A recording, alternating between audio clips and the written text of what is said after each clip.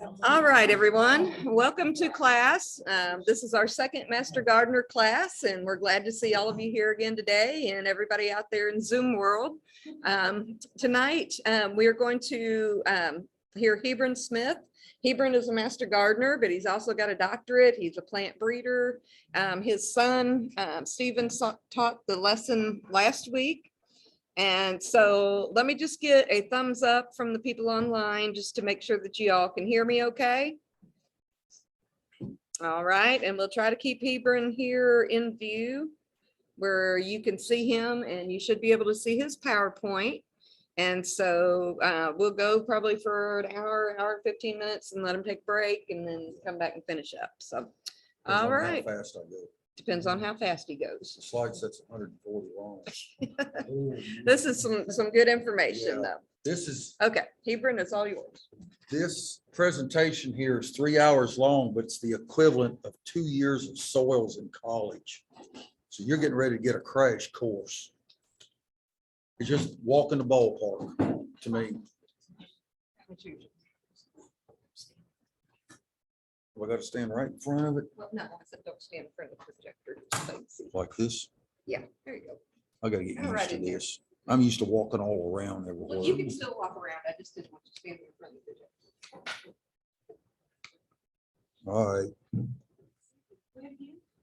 come on now. You work for Stephen. Why aren't you not working for me? It did it. Yeah, it quit on him too. I just. All right, well, I may have to do that. Let's see. Well, that's weird, but the legs are- I just hit enter to move the slide, right? Yeah. All right, I'll just use, or I can use just- the no, laser. Use your arrow keys, Oh, okay. Yeah. front and back. So I don't know what's wrong with that thing. It's just a new battery in it.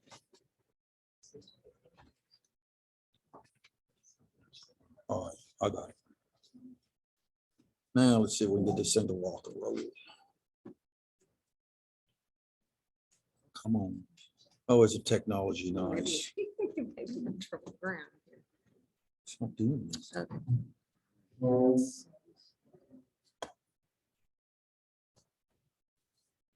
So just move it and click it there. Do it manually. Well, it's doing- I guess it just got locked up a little bit. If it Maybe doesn't it's- work there, just move your cursor right Okay, there. maybe it's set too long. It went to sleep. We'll get it right. Okay, All right. now we're ready. Like I said, this is going to be a crash course in soils. I've taught this, it's my 28th year teaching this. So, of course, my major was plant and soil science in college. I got my bachelor's from Middle Tennessee State. I got my master's from Tennessee State, and I got my PhD from Oklahoma State. And my son he got his bachelor's from Austin Peay, and he got his master's and PhD in May from the University of Nebraska at Lincoln. And the lucky little devil, he got to do it all online. The only 2 times he had to go was to meet his graduate committee and do his defense on his thesis and his dissertation. And his graduate committee invited us to come to that because they wanted to pick our brains, is what they wanted us for, since we was in private industry for 37 years. So we work for the largest privately owned company in the world called Cargill. And they are still in existence. Their headquarters is in Minneapolis, St. Paul, Minnesota. We got to travel all over the world. The only state we didn't get to travel in is Alaska. So it was fun. We miss our jobs very much because every day you went, you did something different. You never got bored at what you was doing. So, but soil is very important. If it wasn't for soil, we wouldn't be here. And why is soil important? Well, it's a growing media for food. And if we didn't have food, what would happen to us? We've got a lot of third world countries now that people are starving. It's not because of the soils, it's because of other economic factors, but we saw it all. And without food, like I said, we can't survive. The soil purifies the waste that's in our soil. It's a filtration system, and Mother Nature created that for us. And it takes 1,000 years to make an inch of topsoil. So if you've got a garden that's got 8 inches of soil in it, that's 16,000 years it took to create that soil for that garden. So if it washes away with excessive rain or whatever, you don't replace it overnight. You don't go to Walmart and go buy it. You can buy artificial soil, but you don't buy the real thing. And like I said, we're still losing soil, even with the conservation practices that we've had for over 100 years. We're still losing soil by the millions and millions of cubic yards. And it's going to be like that from till eternity. We're never going to get it completely down to zero. And an earthworm, you see earthworms in your soil, you're in good shape. They can work a ton of soil a year. And they aerate the soil, and their waste that they produce is very, very fertile. And it's a natural organic fertilizer. So if you see the little holes in the ground, and then you see real fine soil that's kind of mounded up around that hole a little bit, that's their waste that they produce when they're boring down in the soil and they aerate it. It's pretty neat. And we've seen earthworms, big earthworms overseas. I mean, they're big around as my thumb and about 12 inches long. Ours is babies here in the United States compared to what they've got. All right, what do we need to know about soils? Well, that's what plants grow in. That's the main thing. You troubleshoot plant problems by looking at the soil. I can go out anywhere in Montgomery County or anywhere in the United States or anywhere in the world, and all I got to look at is the vegetation or the trees that's growing, and I can tell you what kind of soils you got. Piece of cake, like a walk in the park. Yeah. But that dictates what kind of soil you got. If you've got bad plants or you've got bad trees that doesn't grow on good soils, and you've got an indication of that, that tells you you've got bad soil, you've got poorly drained soil, you've got rock in your soil. I mean, the vegetation that grows on the top of the soil dictates what kind of soils you got. And it's very easily, once you get, you can't learn this overnight. Now, I know I'm bombarding you with a lot of information, but it's going to take years for you to learn all this. I've been doing it for, well, I'd rather not say. I was 71 in July. And I've been doing it since I was 12, 13 years old, and I'm still learning. So, but will water easily give up to the plant? That's another thing. And I've got some pictures in this PowerPoint presentation that'll show you drainage in the soil. And does water soak in? Does it run off? Or does it stand on the surface?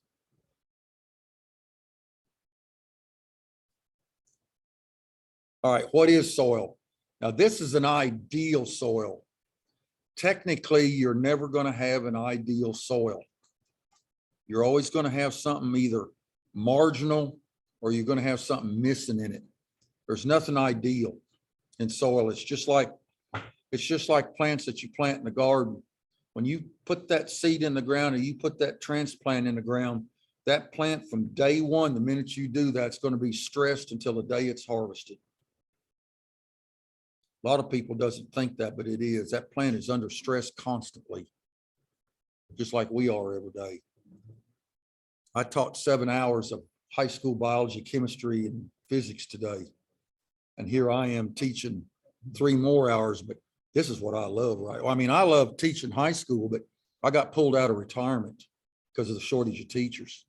And they couldn't find a teacher that was certified in biology, chemistry, and physics as one person.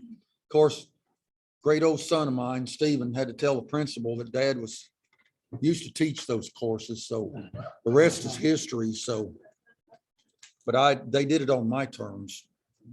I told them how much I had to have. I told them a 6-digit figure, and they did it a little bit better than that. But I'm teaching, well, actually I'm teaching 4 classes now because I'm teaching biotechnology now. They added that in the biology curriculum. But that's a walk in the park too.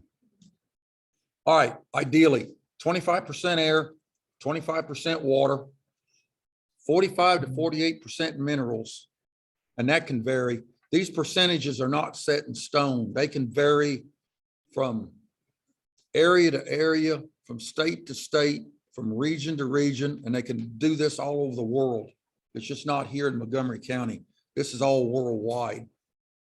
And you've got 2 to 5% organic matter. Now that is in certain areas in the world. Here in Tennessee, our organic matter is usually less than 1%. Now you go up into Michigan, or you go up into Wisconsin, Minnesota, Canada, up in there, they've got soils called muck soils. They're black as coal. And the organic matter in them can vary anywhere from 10 to 40%. They're almost like peat moss, almost like peat bogs is what they are. And then of course your soil organisms. Now, I call them microorganisms, but that keeps the soil working in an active mode when they do that. How many of you know what a thimble is? I'm old school, but thank goodness. All right, now think of it. Think of the concept here. A thimble can contain 2 billion bacteria in one thimble, 30 million fungi fragments, and 100,000 single-celled animals and plants. The soil is a living organism. That's a lot. And of course, you got little friendly critters.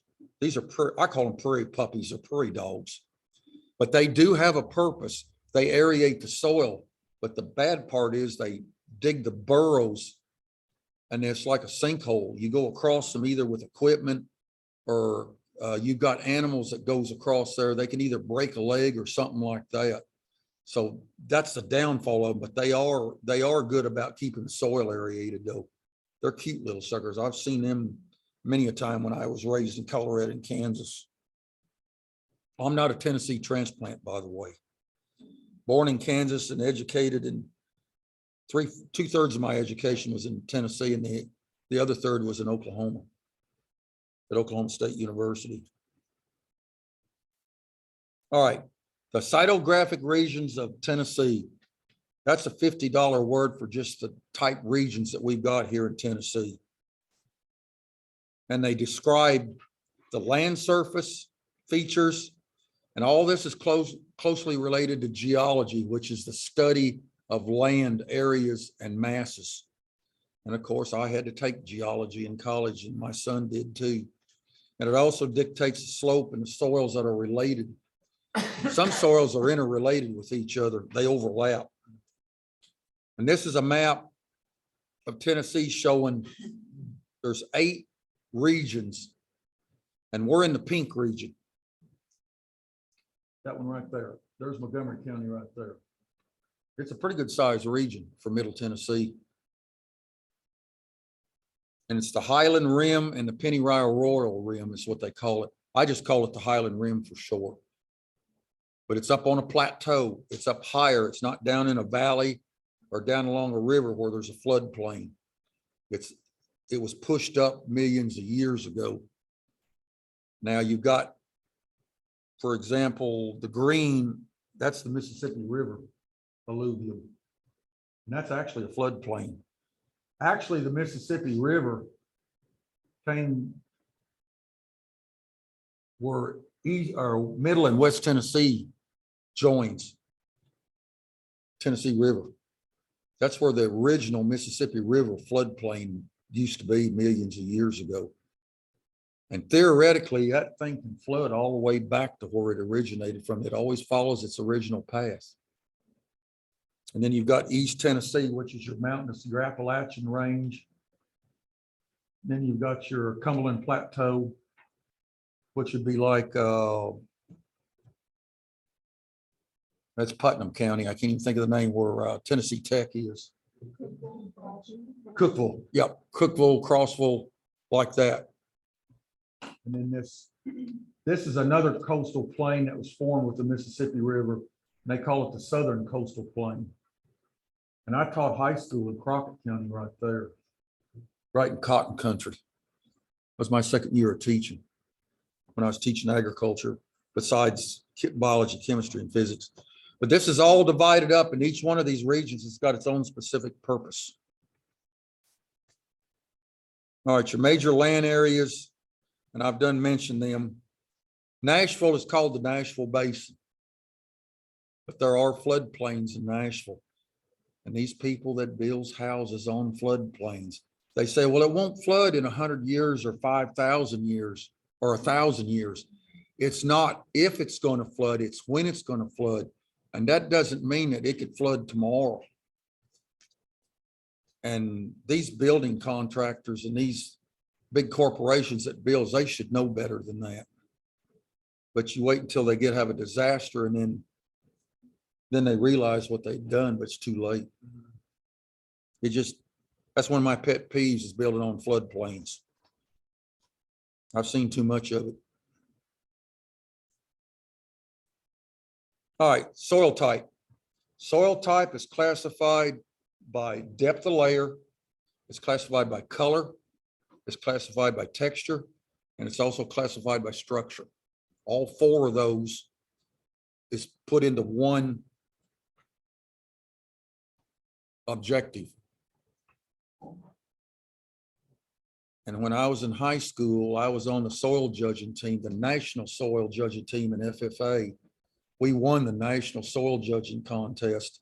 I was at another ag chapter, but I was at Gallatin in Sumner County. That's where I started taking ag.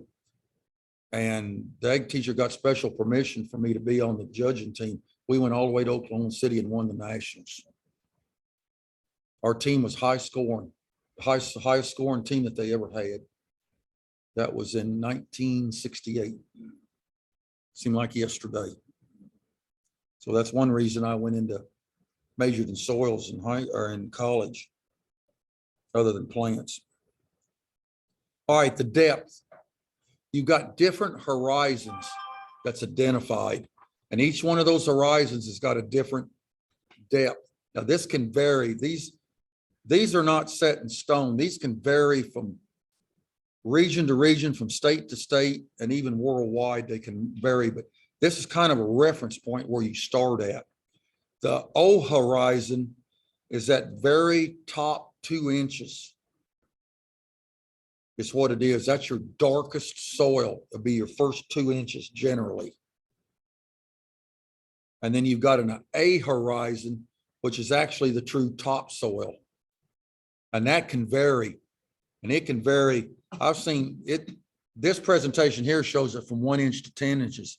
But I have seen topsoil as deep as 6 feet where it never changed colors. Didn't have a rock in it. It was a silt loam.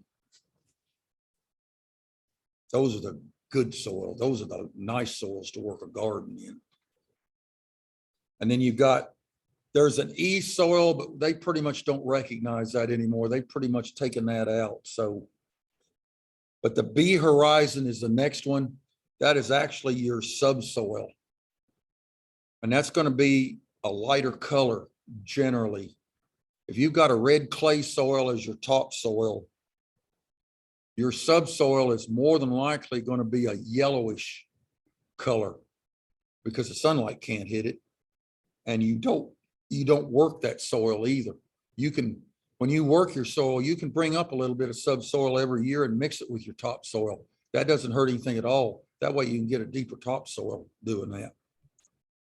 And your C horizon, that's the beginning of new topsoil. It's not solid rock. It's pieces of rock that the movement of the plates in the earth has moved it back and forth like a piece of sandpaper, and it's crushing it, but it's just very, very slow. You can't see it with the naked eye, but you can put instruments on it and it'll show you on a graph. Then of course, they call it the R horizon now. That is your parent material, and that is basically solid rock. And it depends on what kind of rock it is. We've got limestone rock here. In other places, we've got what granite comes from is quartz. There's a lot of that. And then some soils are iron, like the soils in Hawaii. I don't call those soils.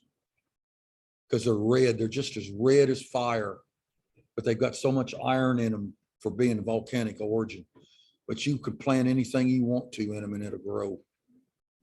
But you got to irrigate it though, because they don't get that much rain over there. They're like the West. You have to irrigate over there in Hawaii. All right, your color.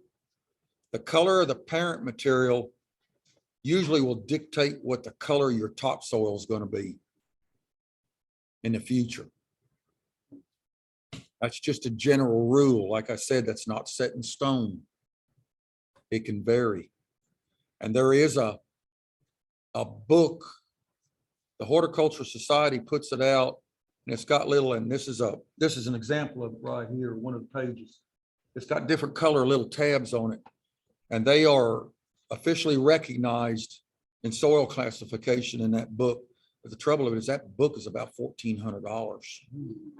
No ordinary gardener will have that book. It's just the professionals that has it, or the soil classifiers or whatever. But it's nice to have if you've got access. Sometimes you can find one on eBay for about $50. I have seen them. I got one for $35 about 40 years ago. Still got it too. I should have brought it and I didn't think to grab it. All right, the soil texture. This is a soil texture triangle. The higher you go up that triangle where the red is, which is the highest, that's clay. And the lowest is your loamy sand or your sand, silt loams. Silt loams is a blend of sand and silt together. And that's how you determine the soil texture. It depends on what percent of sand, silt, and clay you've got in there. And that can vary from everything. And this is all over the world. It's just not only here in Montgomery County. It's amazing what the soils varies in the world. I wish I could spend the time and just show you a presentation that I put on PowerPoint here 3 or 4 years ago, showing all the soils that I worked with, my wife worked with in the world. It would take probably about 8 hours to cover the topic. It's unreal. Let's say your soil in your garden's a loam. Well, the blue is the loam. So basically what you're going to have 80%, about 80% silt in it. And you're only going to have about between 20 and 30% sand. So it's a blend of both of those put together. Is what makes that classification. And we had to do that in college. We had to determine soil texture. And we'd use quart jars. And I was going to bring quart jars, but it was going to be hard to show them on Zoom. So that's why I didn't bring them. But I've got quart jars that's labeled with all that in it, where they're actually, you can see the layers of sand, silt, and clay of the different soil textures that I've got. It's pretty neat. But this is known worldwide, this soil texture triangle. Would you say loam is the ideal? Yes, loam is the ideal. Clay loam's all right, but you've got to manage the clay in it a little bit different than you do your loam soils. And your sandy soils, you've got to manage those a little bit different, because I'll get into it later. The water holding capacity of sand, water just flows through sand and it doesn't retain the water. So you got to water it more often. But your loams is your best and your most ideal to have if you can get it. Our farm at Guthrie is all silt loams. No rocks in it. We got a peach orchard on part of it, and then we raise vegetables and stuff like that, and corn. This is the comparison of the size of the soil particles, sand, silt, and clay. Your clay is your smallest. Your silt's kind of in between the sand and the clay. And your sand is your biggest particle that you got. Everybody's seen play sand, right? Basically, that's what your sand is in your soil. It's something similar to play sand. They run that play sand through a grater, but it's very similar to that. Not quite as fine, a little bit coarser, but you get the idea of the size of it. And of course, your clay particles, they're the little bitty ones. They're about the size of a pinhead. And like I said, coarse textured soils has got a lot of sand in them. But they don't have any water holding capacity. Water just flows through them. Now in Missouri, down in the Boot Heel of Missouri, where the Mississippi River is, or Cape Girardeau, Sykeston, Missouri, Dexter, Missouri, Dyersburg, Tennessee, down in there, that's all sandy loam soils. But they've got the river, the Mississippi River acts as an underground irrigation system where it waters from the bottom upward. So that makes it nice when you've got a sandy loam soil. Some of your best crops can be raised down there. I've seen cotton over my head before down there. Yeah, there is areas at Crossville that is, but they're not as deep as they are where the Mississippi River is. But there is areas that's very similar to what the West Tennessee part is. They're not quite as fertile. You have to put a little more fertilizer on them. But other than that, though, they're good. And you have to lime more often too when you, and I'll get into that. You have to lime more often when you've got a sandy soil. If you've got a clay soil, you don't have to lime as often because the clay retains it. Sandy soils, it just what we call leaches through it. Every time it rains, it washes a bunch of that calcium carbonate out of the sand. That's a chemical ingredient that's in limestone. All right, your medium textured soils, your loams, that's your most ideal soils. That's a blend of silt and sand together. And they're easy to work as long as you don't work the soil wet. If you do, you might as well go to the house, get you some iced tea and just sit there all summer long and don't worry about a garden because it won't never grow right because you've done ruined it when you work your soil too wet. And they also retain the fertilizer nutrients fine. There's no problem. Once you put them on, you're good to go. And of course, your fine textured soils, that's another thing. And you people that lives in these subdivisions, these contractors don't give a rip what they put in there for fill. It is ungodly ugly. You might find limestone boulders down underneath some of that soil that they put in. It's just fill is all it is. And you have to build that back up over a time period. They don't go use the topsoil that they pull off when they start building some. No, they got to get the crud, what I call the junk soil. And it's not even really soil yet. And they just dump it in there and then smooth it off and try to put some grass on it, make it look like it's good, but it's not. That's another one of my pet peeves. Or more. Yep. Trash right there. Yep. That's right. And then you'll have a little sinkhole there years later after it rotted or whatever. And then you're going to have problems. That's right. Yeah. Yeah. But clays, there is some clays in the world. There's also some, we call them Sharkey clays in Mississippi. They're black as coal. But when they're plowed, when the farmer works the ground, of course, most of it's no-till now where they don't till the soil anymore. But when they used to till it, when they till it, it'd come up in big chunks like this. And that's the typical, the way the soils were. They was real heavy, a lot of clay in them. And they almost had to work that soil a little bit wet in order to break the clod. We called them clods. There's great big, huge clods. And they had to work it a little bit wet in order to break the clods. And then it'd be just little bitty clods. But they knew how to handle it. Most of them was born and raised there. They know what they was doing and they can do it. So, and the farmers today, they're no-tilling, but they still have to have a technique how to handle those soils. Each soil has got its own personality and you've got to know how that personality works. It's just like with anything else, just like a child. Just think of it like that. And believe me, I've seen a lot of soils that I never dreamed of ever seeing. All right, how to texture. And I meant to bring a soil sample and I didn't have time because I was late getting from school. But to do soil is real simple. You're going to get your hands dirty, but this is worth it. if I don't want to go backwards.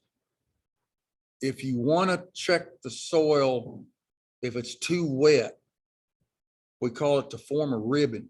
You take some soil, you put it in the palm of your hand and you squeeze it first. If you squeeze it and it doesn't lose its shape, it's too wet.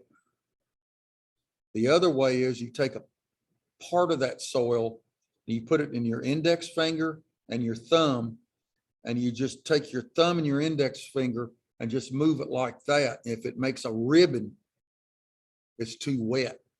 If it crumbles, it's okay. And if it comes apart in your hand after you compress it together, it's okay. But if it compresses and it doesn't uncompress, it's too wet. You need to go back in the house and wait a few days and then see what it does the next time. That's how you check and see if your soil's too wet. And your clays, you'll know right off if it's too wet. Because the minute I can still go by the feel of the soil. But clays are a giveaway. Normally it takes them twice as long to dry out as it does a loam soil. Sandy soil, they're about twice as fast. What would take a sandy soil, say 3 or 4 days to dry out, it'd probably take 10 to 12 days for a clay soil to dry out. A loam would be in between that. But never, never work your soil wet. You will regret it. Been there and done it years ago. I learned my lesson. Cost us $100,000 that year. That's the reason I learned my lesson. I got too big in a hurry and I started getting patient then. Okay, soil structure.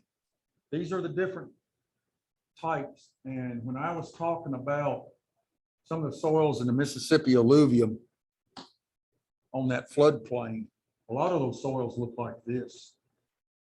Little pieces, or like this in layers, is plated.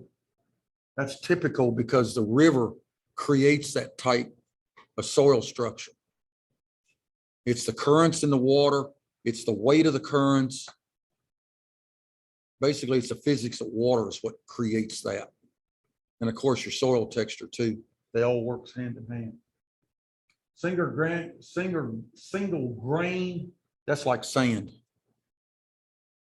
Then you got your columnar, which actually the soil is. It looks like a Coke can, is what it looks like.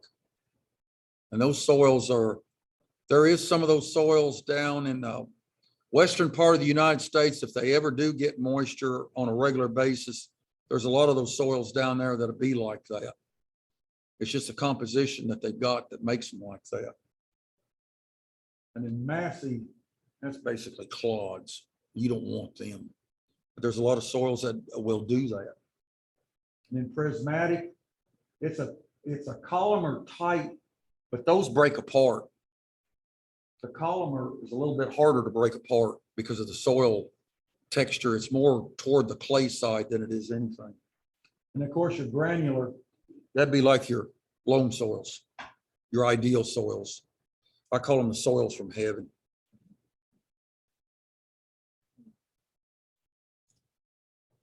Oops. I boo-booed. Okay. Soil structure. And this is examples of what I just talked about. There's your crumb. They also call it crumb. That's your granular. That'd be like your loams. And there's an example of a plated soil. It's just in layers. And it's hard. It's got a hard pan in it, what they call it. There's not much air in between those layers of soil. Very difficult to work, but you can get that corrected without any problem. Then you got your blocky soils. Here's your prismatic and your columnar right here. Those soils are, I'd rather not say, it's not a plight to say what I'm fixing to, but they are very difficult to work with. But they are correctable, but it takes years to correct them. That's the only problem. You just don't do that in a few years. It takes a long time to do that. That's some examples. All right, building soil structure. Organic matter that's in the soil is what keeps soil particles glued together. And limestone, which has calcium in it, is part of that glue. That's why our soils go together good here in Middle Tennessee, because we've got a limestone-based soil. Everything originates, goes all the way up into Kentucky, all the way to southern Ohio, southern Indiana, southern Illinois, and southeastern and central Missouri. Am I right on Missouri, Carla?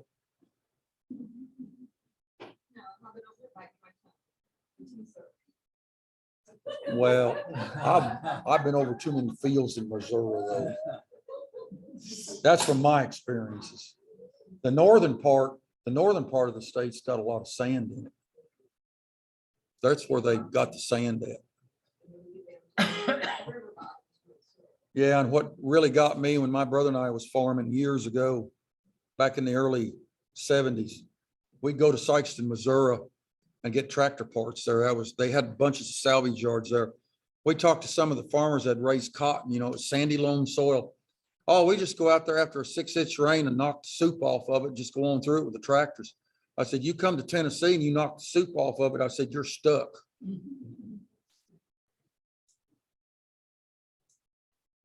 See, when sand is real, when it's full of water, it's like soup. And you can only go so far down. And all they do is just knock the loose sand off with the water in it, and they can just keep on going through the field. You go down in this clay down here, you'll go a little ways and then you're stuck. You won't go nowhere. I just still remember that to this day, what they told us. I told them, you can visit us too, by the way, but we never did have no visitors. They didn't take us up on that. But that sand would raise anything you'd put on it in the Boot Hill of Missouri. There was cotton over my head and it'd raise 200 bushel corn without any problem. And soybeans, we were in soybeans that was over my head too.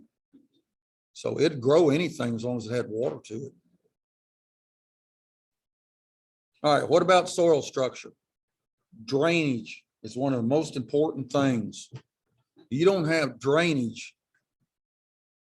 Poorly drained soils cuts the oxygen off to the root system of a plant, period. We have the technology now, and there is some plant species out there. I wish my son was here because he could explain all of that better than I can. But we've got plant species now that will tolerate being flooded under wet conditions. There was an alfalfa that was used for hay back in the early 80s that was developed by a major seed company, and it would tolerate its wet feet. It could stand in 12 inches of water and still survive. Normal alfalfa don't do that. And what they've done, they made it a fibrous root system. Remember botany that you had last week? The root, 2 types of root systems, taproot and fibrous root. Well, they made them fibrous roots. Fibrous roots can tolerate wet conditions. Taproots can't. So that's what they've done. And they're still raising alfalfa like that now, especially up in the northern areas, like in the Minnesota, Wisconsin, Michigan, where you've got those high organic soils that don't drain as well on a regular basis. That's where they wanted the alfalfa at, and that's where they adapted them to. And they worked very well. I remember the first ones that Cargill got, and they were amazing. Plant penetration, oxygen penetration. And these are the type soils. Your single grain, it's not any problem for roots or drainage or oxygen penetration to go through that. That's sand. Your granular, which would be like your loam soils, there's no problem with that. Now you get into your blocky soils, you've got a lot of space, airspace between those soil particles there, what so-called soil particles. You only got a modern or a medium type amount of water holding capacity there. I mean, it's okay, but it's not okay if you get high temperatures like what we had this past summer. It won't work. In your platy soils, they are so packed tight in layers. There's no way that water or the roots can penetrate that at all, and no oxygen. So basically those soils, you got to do something. And there's a way of taking care of them. It's mechanical means, but you can do it. They call it a ripper. They've got rippers that go from 12 to 8 feet in the ground. And what it does, it gives it a little lift up. And when it does, it breaks all that apart. And usually they'll do it in the fall and let the winter rains or the winter snows break it apart during the winter. Of course, freezing and thawing will do the same thing too. That's why they do a lot of it in the fall. Let the winter let Mother Nature do the work instead of us doing it. Now your massey, there's no hope for that one either, because it's nothing but a mass of soil, and there's no space there where the water can penetrate or the oxygen can penetrate, let alone the roots trying to penetrate. And your prismatic, it's moderate. It's just in between the cylinders of the soil is the only place you've got space for that. And it's very limited on that. Everybody looks like they're overwhelmed. Margaret, are you overwhelmed? I'm glad you're here. Sorry, Stephen couldn't be here, but he's in the middle of college classes online.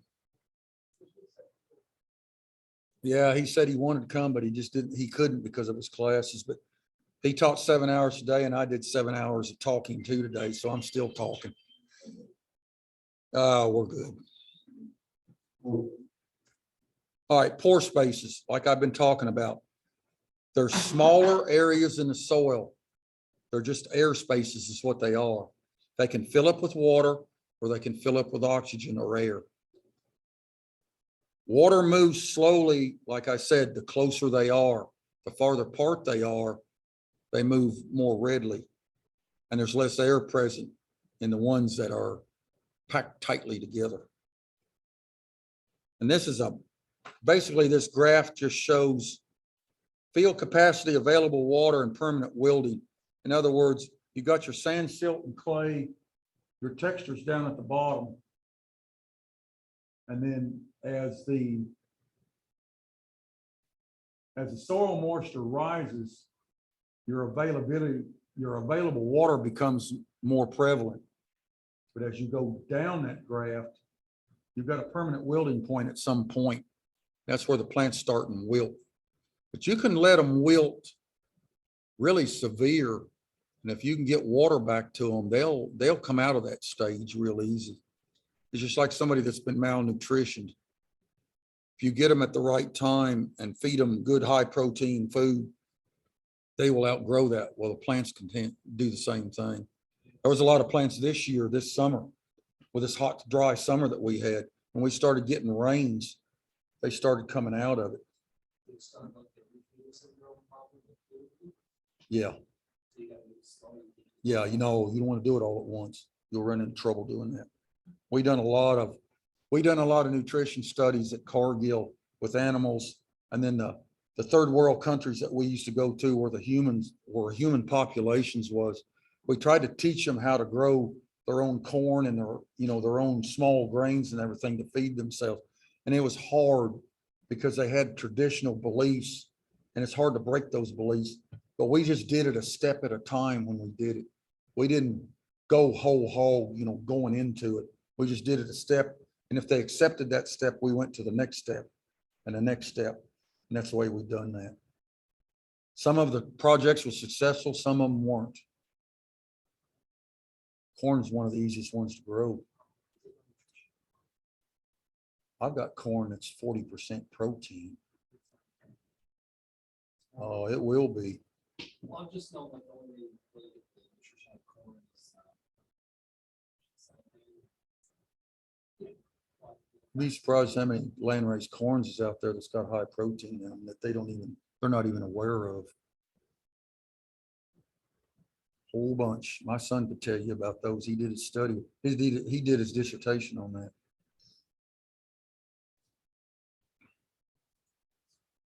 All right, I'm not going to go over that graph. Okay.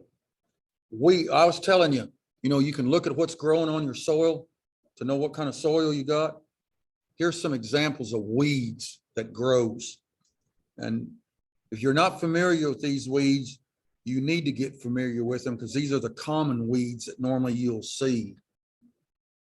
And for hard, compact soils, you will now this is not set in stone. This is a general rule. I had to pull these out of my notes from college and some of my labs that I did in college on this. But on a lot of your hard, compact soils, generally speaking, bluegrass, which is a popular grass that you use for your lawn, chickweed, goosegrass, knotweed, mustard, morning glories. I hate morning glories. Stephen, he plants morning glories for the beauty of them, and I fight them all the time. Dandelions, nettle, and plankton. That's general weeds that shows that your soil is compact, it's hard. Either you've run something over it over a period of time, or it can be some of the fill, the junk soil that they use in these subdivisions. It can be like that. But that's your general weeds. If you see those weeds, that is a red flag to start looking and see if and you can tell if the soil is compact. You take a shovel and try to stick it down in that ground, push it down in there. It won't go very far, maybe an inch, maybe 2 at the most, if you're lucky.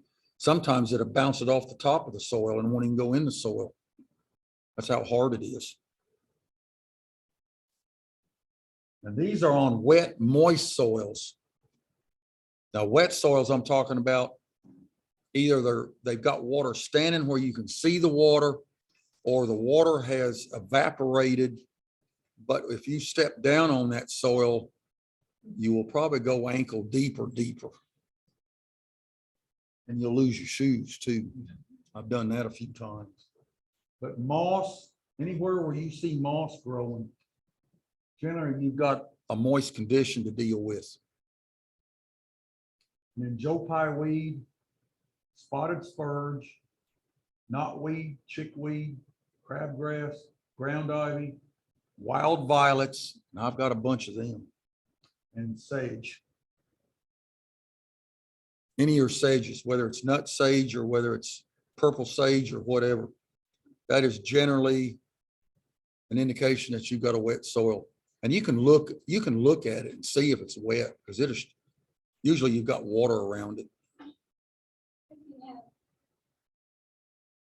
These kind of weeds and the other kind of weeds. That's possible. Yeah, you'll have areas like that sometimes within the same type soil. It's not surprising. Seen that before. And the last one, you might have some of these in there too. This is for dry soils or sandy soils. Sorrel, thistle, speedwell, garlic mustard, sandbur. Oh, I hate sandburrs. I remember when I was a kid, I'd get them things in my feet, man, them things hurt. They've got a burr. It's about big as your little pinky finger. They've got a thorn on the side of them. There's 3 or 4 of them on a burr. Those things are painful. Usually they're out west. Oklahoma was full of them. Colorado's full of them.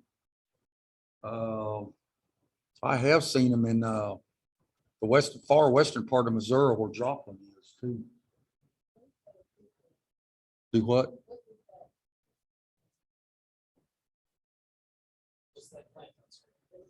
That is a thistle.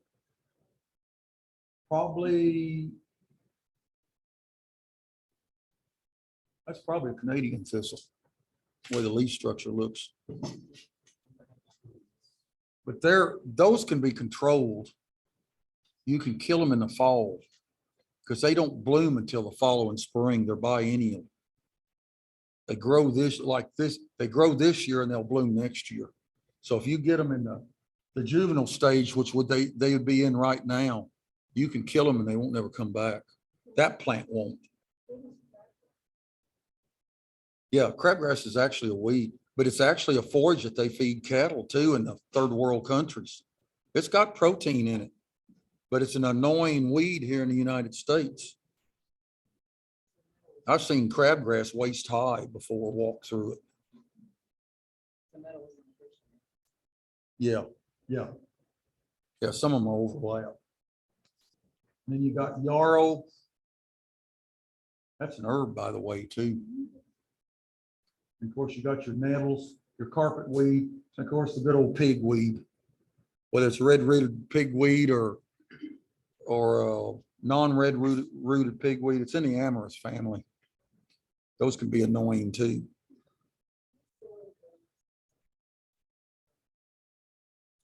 Wet, damp soils, yeah. Mhm. Yep.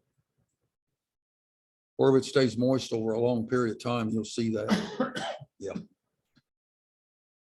All right, your heavy clay soils, kind of limited on what grows in those.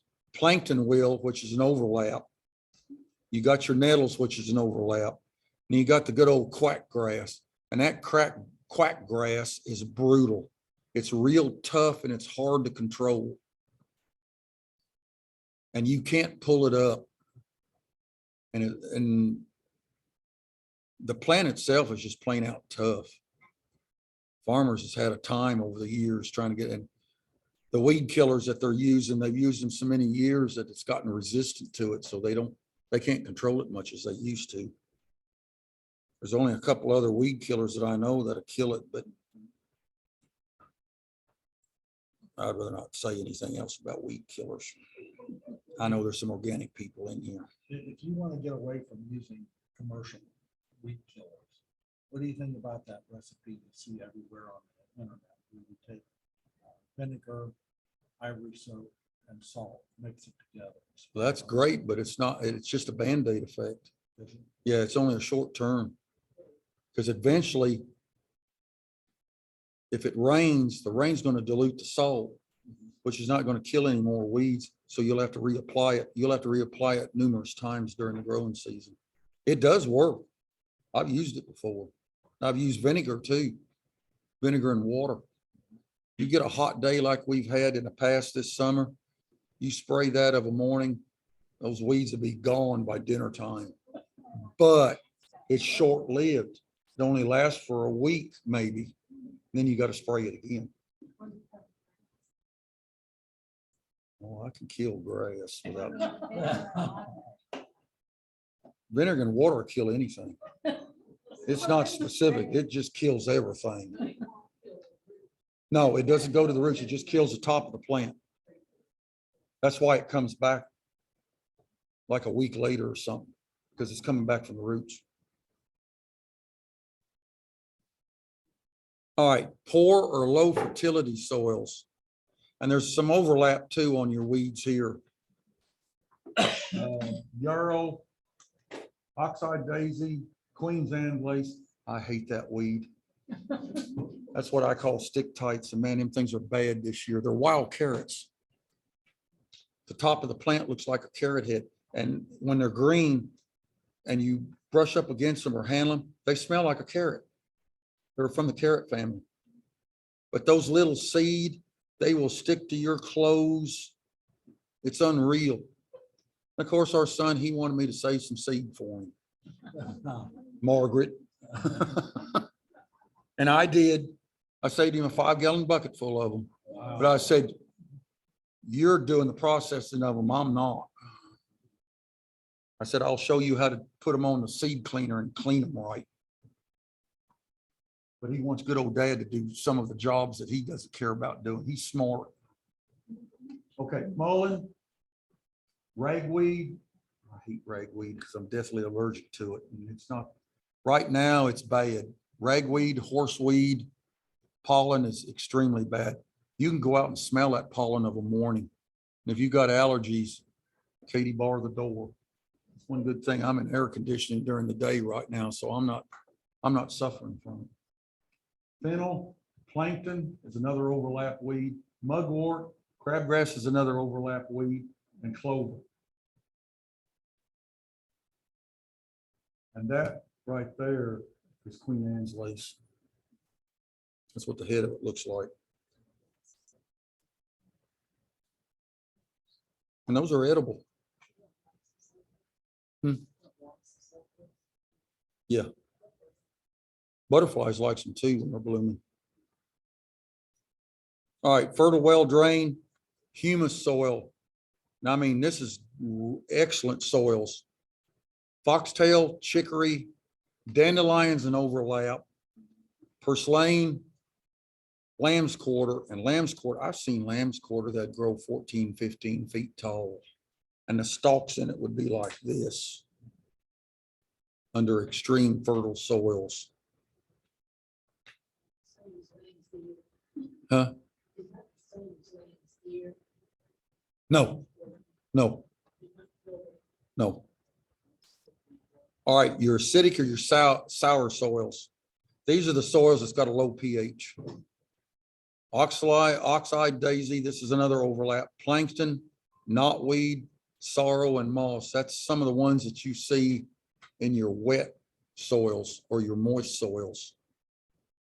That picture right there is actually Pennsylvania smartweed. And that grows on moist soils.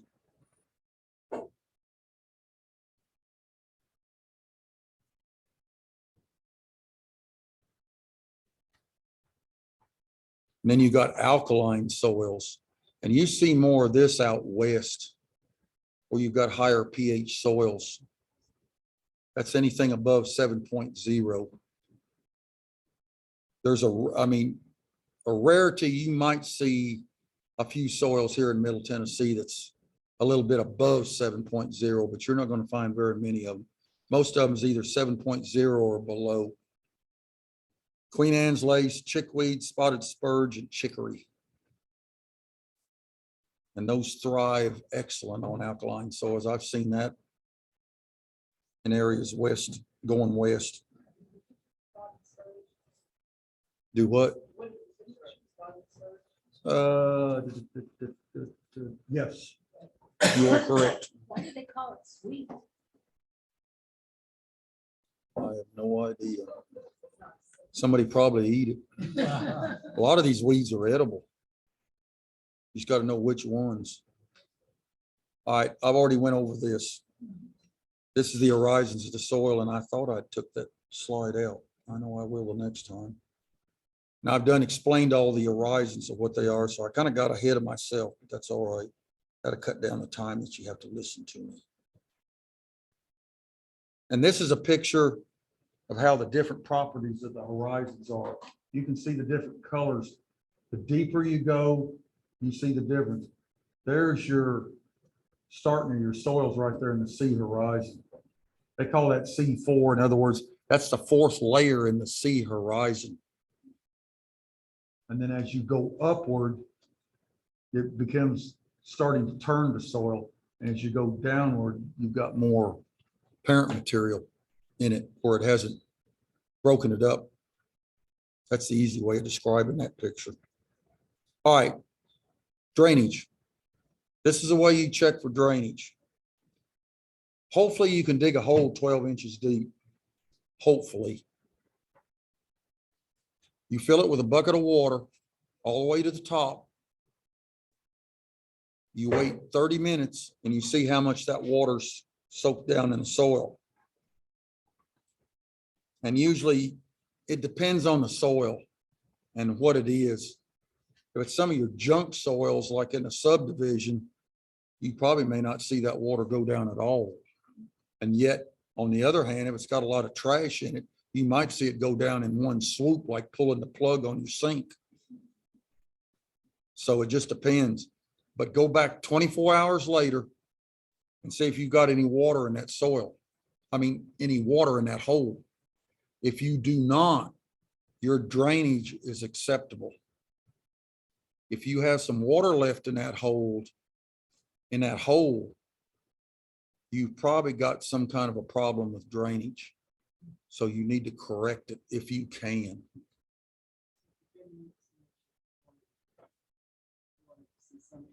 Yeah, inch or two and under normal conditions. But I don't know if you can define normal conditions though. Depends on where you're at. But in 24 hours, you should know. And that's the easiest way to check it. You can look all you want at what's growing on top, but the best way to do it is actually dig the hole and put the water in it. And then soils have moisture characteristics, and this is important for runoff and it's important for plants. Like I said, this is the pore space that I was talking about. These little air pockets, these little white ones are air pockets. And then the blue is the water that surrounds those air pockets. And the more space you got in, and this is a soil particle, and the more, and this is the roots. The more space that you got in the blue around those soil particles, the more water in the air you can hold. And the plant likes that. They're happy. And here's an example. Soil saturation is how much moisture or water there's in the soil. This is capacity. This is more than what it needs. In other words, you don't have any airspace. You don't have any more water in between the soil particles. It's full. And the only place it's going to go up on the surface. In other words, it'll flood is what it'll do. Field capacity right here. You've got ideal conditions. This would be like a loam soil. This would be a poorly drained soil right here. This is a loam soil here. You've got plenty of space for your water, and then you got your little air pockets around that soil particle. And your permanent wilting point, you've got a little bit of water, and you've got a whole lot of air space. That'd be like your sandy soils. That's why you have to water your sandy soils more often. Where they've got irrigation at, they turn the irrigation on 24/7. Because it'll dry out as fast as they irrigate it almost. And it depends on the temperature outside. The best time to water, don't water in the daytime. You're wasting your water and you're wasting your time. Water it at the start of an evening and let it run all night long if it has to. That way it soaks down during the night. And that's the way we did with our drip irrigation. We'd water at night and then I'd cut the drip irrigation off about 4 o'clock the next morning. And that ground was wet like it's supposed to be. And it'd stay wet for, 4, 5, 6 days, depending on what size of the plants were. If they were full-size plants, it'd probably be a week or 10 days before that soil would dry back out where you had to water it again. But if they're young plants that still got a lot of soil that's exposed to the sun, it'll tend to dry out a whole lot quicker. The more soil or plant canopy you got, the slower it is to evaporate. But water at night. These farmers that's got these pivot irrigations, they want to water in the heat of the day. They're evaporating the water faster than they can put it on. They need to put it on, set the timer and let it run at night. If they only knew how precious water is like the West is in right now, they would understand what I'm saying. All right, I'm only going to touch on a couple of these slides and we're going to break. All right, terms and definitions. This is soil fertility now. We're shifting to another aspect. This is the food that the plants need. All right, essential nutrients. These are elements that's necessary for plant growth, reproduction, and the example is nitrogen, phosphorus, and potassium, or what we call, plant scientists call it NP and K. It's short. And deficiency is a plant condition or an essential nutrient like nitrogen, phosphorus, or potassium is not significantly available for that plant to grow normally.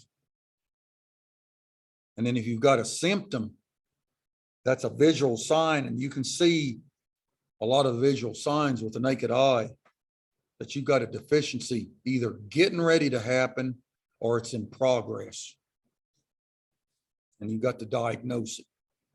And you won't learn this overnight. It's going to take time. The more you do this, the better you get at it. And vegetables and a lot of your fruit trees are some of the hardest things to evaluate on deficiencies. Field crops is not as bad as horticultural crops. All right, more terms and definitions. All right, fertilizer, it's a natural manufactured or a processed material, and it's a mixture that contains one or more essential nutrients for the plant. It can be either in dry form, liquid, or gas, but we're not going to talk about the gas form. You don't even need to be thinking about that. That's for the farmers that's got a license to get that. And it's very dangerous. It's anhydrous ammonia. I saw a farmer one time, it took his whole arm off. It burned it to the bone. Flesh just fell off of it. He boo-booed, didn't have the protective gloves up to his shoulders. And when he undid the valve on the tank, it unpressurized and it got him.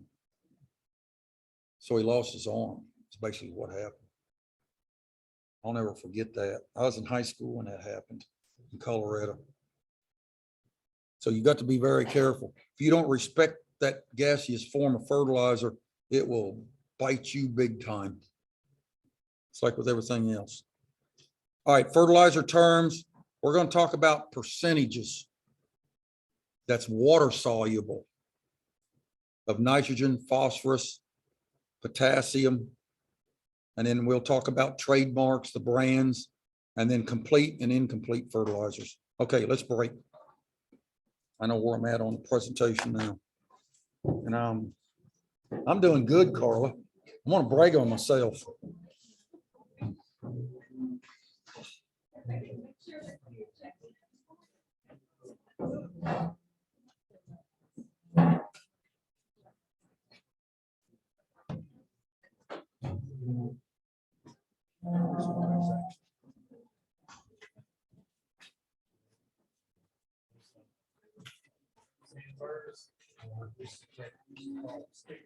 Yeah, well, I remember that too.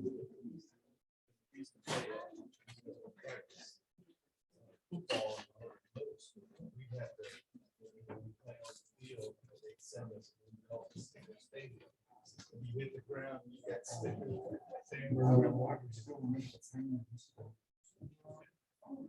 Yeah, I grew up. I saw Sambo playing six. Like, they were 5 feet in diameter, spread out in two hundreds of them. Yeah, we can get them on our socks. Yeah, mom was busting us and she took a comb and took them out. Coaches were sadistic. They meant to roll around and stuff. I mean, it was spread out pretty good. That comb just. I think they just like seeing everybody. Yeah.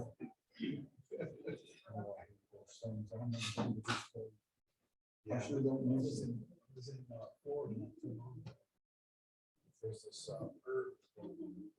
It's like a cilantro. Yeah, I know what you're talking Yeah, about. it's a little bit stronger than cilantro is. Puerto Rican. Yeah. But it was growing everywhere. It's a sand thing, but it rains. Yeah. So it grows like it. My mom said she brought some home to Texas and yard. Seeds are like 125 things that come off. I don't know, Sam. They were clean. Northern New York. Used to go out after the rain. 20 minutes after the rain, flashlight go up like this. Step too hard on the thing, all the. Yeah. Yeah, that's pretty big. A little bit smaller. Than my finger, but Yeah. they- Yeah, pretty good. So, We saw some of them.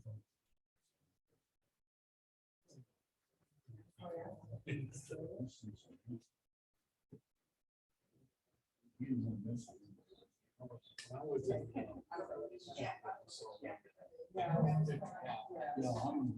I'm in the city. because they're like that. Yeah.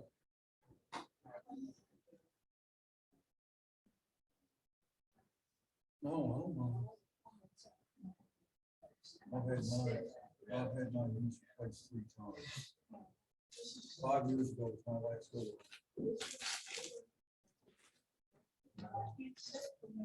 I know what you're going through. My knees are really out to stand. I stood on them all day long. I'll do it tonight when I told you. I won't sleep. We need to get up and move around. Doesn't hurt much anymore, but it gets so stiff. Yeah, my grandfather used to grow stuff in the backyard at Puerto Rico. He would grow. One time he grew corn. One time he had a patch of sugar cane because he would cut the sections off Yeah. and then peel it. Because he used to work the cane fields back in the old days and stuff. But, he would peel it, quarter it, and make like sticks. Put them in little bags, throw them in the fridge, and when it got hot, he'd give it to the kids. Yeah. Gnawing on the Have sugar a, have cane. a sugar fit.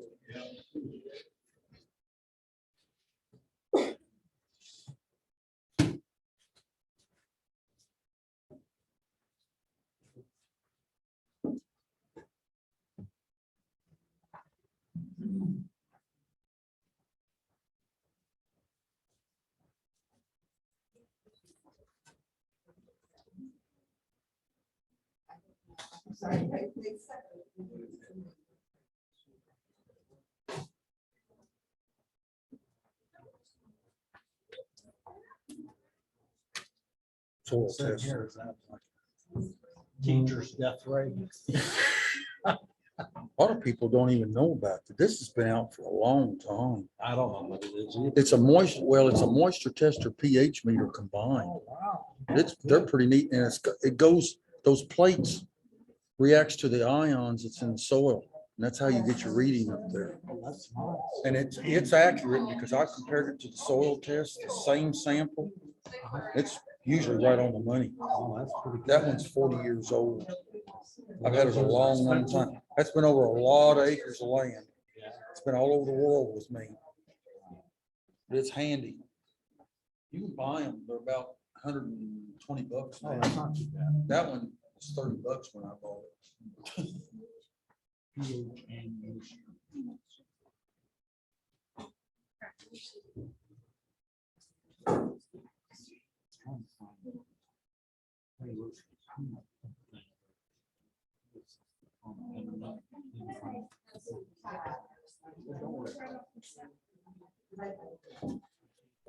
Wow.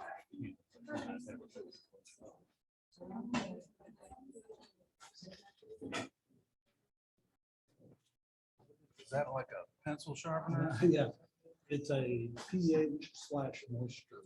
Oh, okay. Is that yours? No. Just put it in there.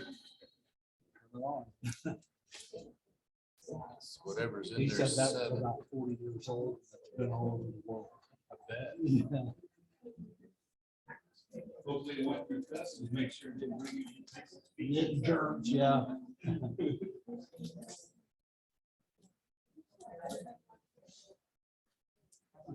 I saw this thing online, it's one of those funny deals where the state of Washington was asking a landowner on about 2 acres that running up against the creek, and asked them about being able to get access to look at these yellow like tree frogs or something like that.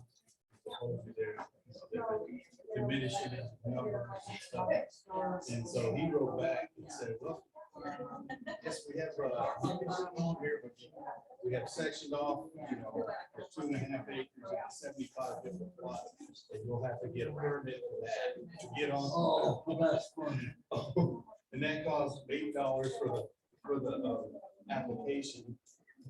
He just went on. He went on for about a good paragraph and a half about all the different things he had to buy. They had to buy to get access. And if not, they just, thanks for Yeah, asking. turning the tables. Yeah. Yeah. I thought it was fantastic. That is cool.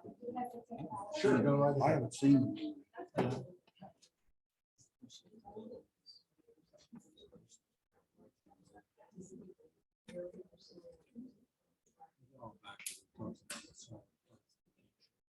There's those.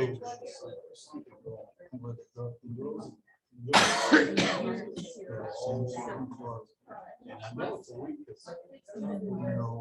Sweet stuff, but it's red. It's real big. But if We've got different line seedlings, artificial. Really create, they call it bio. If it does, I mean, I would. A lot of farmers are using that technology. That's just breaking the soil. Yep. Gypsum is the same material that they use in drywall. They use it more Close as soils. just started coming That on in fall, and spring, and fall, it's like a lawn soil. They like that. Can you buy that? Yeah, you buy gypsum. Lowe's has got it, and Home Depot's got it. Yeah, because we have Yeah, a couple we- of places. We had to do that. for fruit trees. Yeah. we have a- And they're not doing that. They're not doing that. Let me tell you the secret about when you plant your fruit trees. We got a new program. Dwarf house. When you dig the holes, I use a postal holder on the tractor. Yeah. That's why I get the hole deep, because I'm not doing anything for me. Right. But I'll take a, like this detergent that you get in a little measuring spoon, like a coffee tank. I save all of it. I'll take pelleted lime, and I'll take a cup of that and put it in the bottom of the hole. And we'll never have a pH problem whatsoever.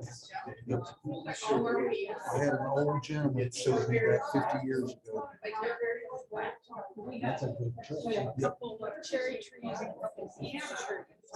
And then in the middle, we planted a grafted miniature apple. It had like 5 different. Yeah. Yeah. I'm in those. You've got to watch the root stocks that you use. The root stocks determines your success if you're going to raise. I want to say like this. And then it grafted to Granny Smith. Probably a golden delicious, red delicious. No, Macintosh. Macintosh. And, Granny Smith. I'll take pictures, bring it next. Yeah. probably John. And one of them.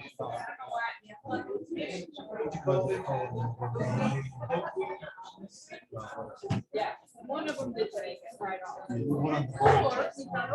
trees smell a lot. All our peach trees are standard roots. 10 years and all. Do not use root stock. Just very careful. They don't live, they don't live. You can take a standard tree that's grafted onto a root stock, a standard root stock, peach tree. You prune it hard enough, you can make it a single tree for a dwarf tree. He's good at fruit. Me too, I took a chainsaw. I took a chainsaw. Do you really? Yeah, I'm getting ready to do that to the orchard this fall. I'm fixing to cut them things off about shoulder fine. Yeah, and I'm gonna let them grow back out where they're not so tall. I got 12 varieties. We built it. You go to those orchards where you pick out. They're all pretty short. Yeah. They keep cutting them. Now, our apple trees, we use them all in 26.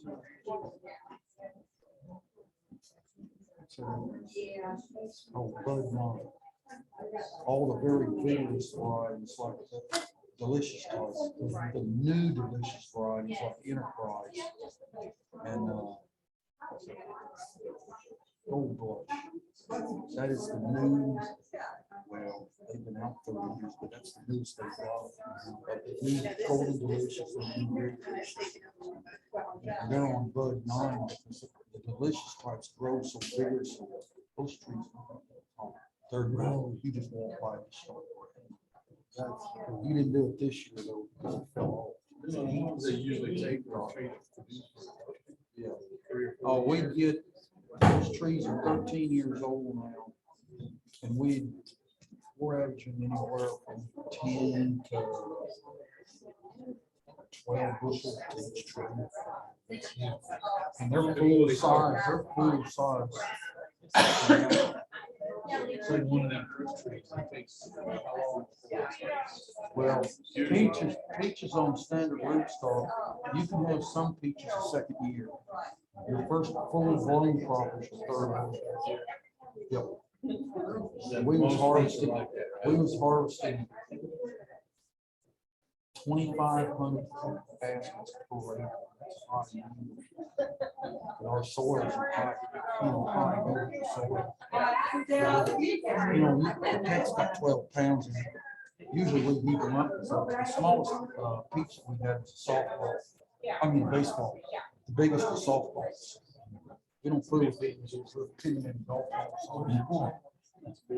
All free stones. No cleaning, all free stones.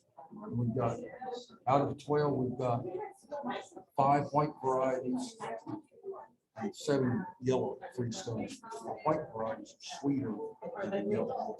They are. They outsell it. They outsell it. Yellow ones.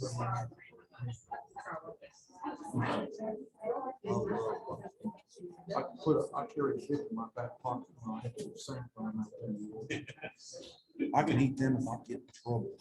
You sell Yeah, them? Where, you got a stand or? no, we sell them out there on the farm. We never had anything left. We've got about 400 customers on our list. We send a postcard out about 10 days when we know we're getting ready to pick or we've got a crop. And they start calling. We just write them down on a list, hand write. They come in and when we start picking them, we'll pick them and have their names on them. They pick them up. Every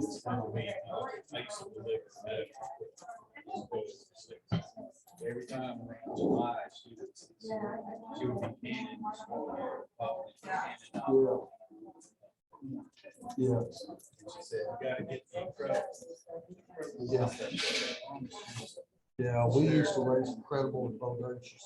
Bodacious was 2 weeks earlier than Incredible. We'd sell a crap.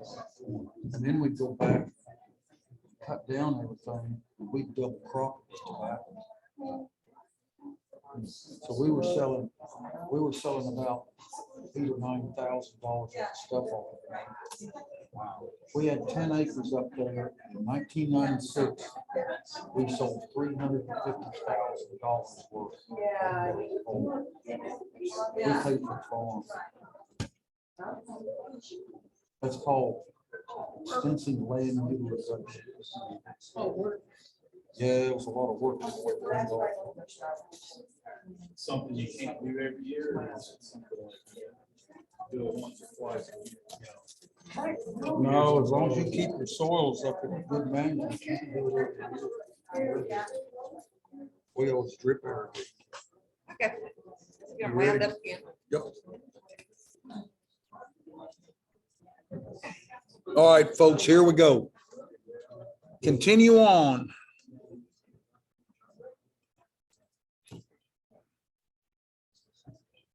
All right, on a bag of fertilizer, and the bags of fertilizer, they can vary from everything. They've got a fertilizer for every plant that's known to man now. Used to, they didn't. But now the consumer can buy just about any fertilizer that he or she needs. Years ago, you couldn't do that. It was pretty restricted. But on a bag, and this is by federal labeling standards, you'll see some numbers on it. And like this example here on this turf bag right here, it's got 1648. Always the first number is your nitrogen percentage. Always. That never changes. The only thing that changes is that number of a percent. But it's always, or it's called N for nitrogen. Your second number is your phosphorus. And it's always phosphorus. That never changes the element that it does. But the percentage can change. And your third is your potash or your potassium. And there is 2 types of potassium. There's a sulfate that's got sulfur with it, or there's one that's called muriate of potash that's got chlorine in it. It depends on what you want, and you need to read the label. That's one thing people doesn't do is read the label. And it will tell you the ingredients of what elements is in that particular element or that fertilizer. By law, they have to do that. But some of the federal labeling laws with the United States Department of Agriculture. And then, like on this, this is an example of an actual label. You got your total nitrogen is 26% on this one, but they can, I call it itemizing the different sources of nitrogen that they use. They've got ammonical nitrogen. That's nothing but ammonium nitrogen that's treated with a sulfur base on it, or it's solely released. And that's what it does. It keeps the nitrogen from releasing so fast. Nitrogen is your most mobile element that you've got. When it becomes water soluble, it goes directly to the plant in a heartbeat. It's not like your other two elements. You've got water insoluble nitrogen. That's nitrogen that is not soluble in water at the moment, but later on it will be. It just takes more time. And they give that percentage. And then urea is another form of nitrogen. They've almost taken out they've taken ammonium nitrate completely off the market because of the Patriot Act. Ammonium nitrate made a pretty good bomb. Oklahoma bombing was fueled with ammonium nitrate. You put ammonium nitrate in a compacted area with a detonator in it, and I mean, it goes big bang. And that's what the construction workers use when they're building interstates, when they have to drill through solid rock. Those holes, they'll put the dynamite down in the holes and take a rod and punch it down in there.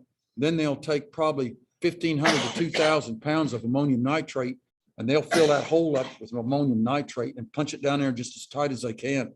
They'll put the blasting cap in it, and you've got a big firecracker when that happens. I've done that before. I fooled with dynamite. I used to have a license for dynamite.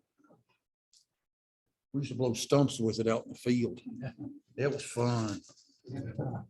All right, and then you total that amount, and that's how they come up with 26% nitrogen total. And then on your available phosphate, that's also known as P2O5. That you'll see 4%. And then your soluble potash, and this so happens to be muriate of potash. They don't say that, but it is.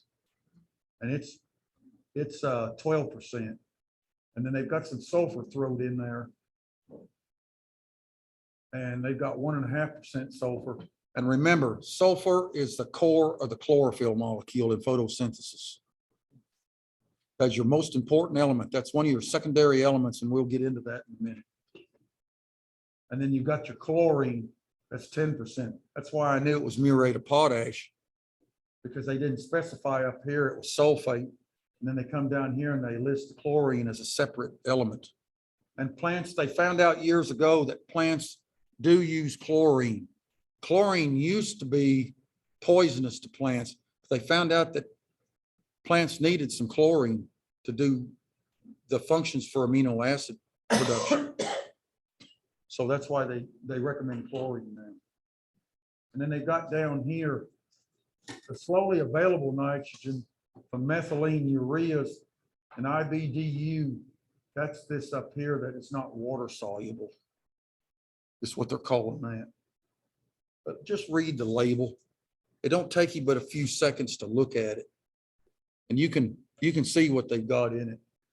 And anything else that you buy, whether you buy insecticides or whatever, read the label, because a lot of these companies will put a brand name on the same thing that's got the same active ingredients in it, the generic versions.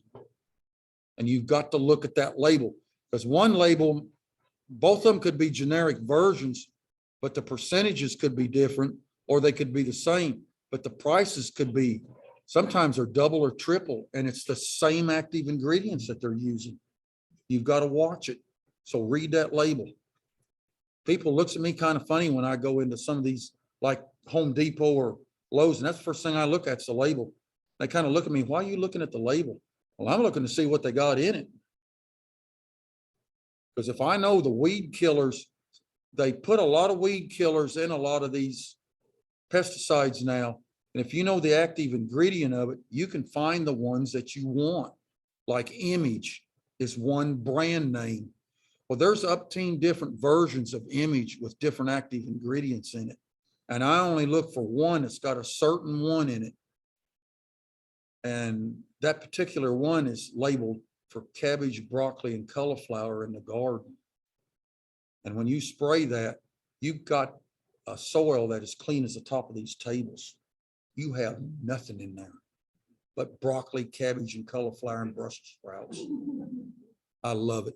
And there's a picture at the end of this that you'll see that from a few years ago. But please read the label. All right, like I said, there's plenty of specialty fertilizers. Whatever you think of, they've got. If not, it's available. You can get on the internet now and find it too. All right, the chemical elements essential to plant growth. All right, of course, your non-mineral or your air and water ones are carbon, hydrogen, oxygen, and nitrogen. That's what Mother Nature makes. All right, the ones from the soil, these are the primary: nitrogen, phosphorus, and potassium, or as they're known, N, P, and K. You've got secondary elements. In other words, they're the second most important elements. You've got calcium, you've got magnesium, and you've got sulfur. And remember, magnesium is the core of the chlorophyll molecule. Sulfur is the core of the amino acid complex. And I won't get into molecular chemistry or anything with that. You just need to know just that it's for amino acid building. And then you got your micronutrients.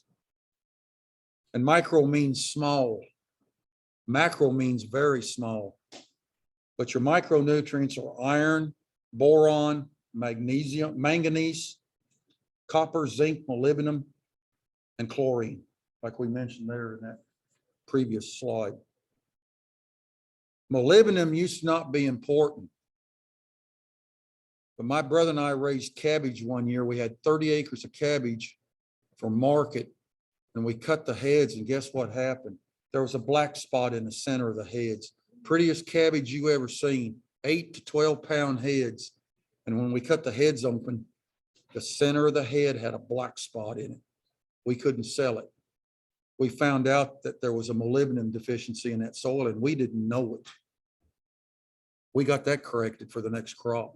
Never saw it again. Yeah. If you ever run into that problem with cabbage or Brussels sprouts, it'll do the same thing to Brussels sprouts. It's got a black spot in it, it's molybdenum deficient.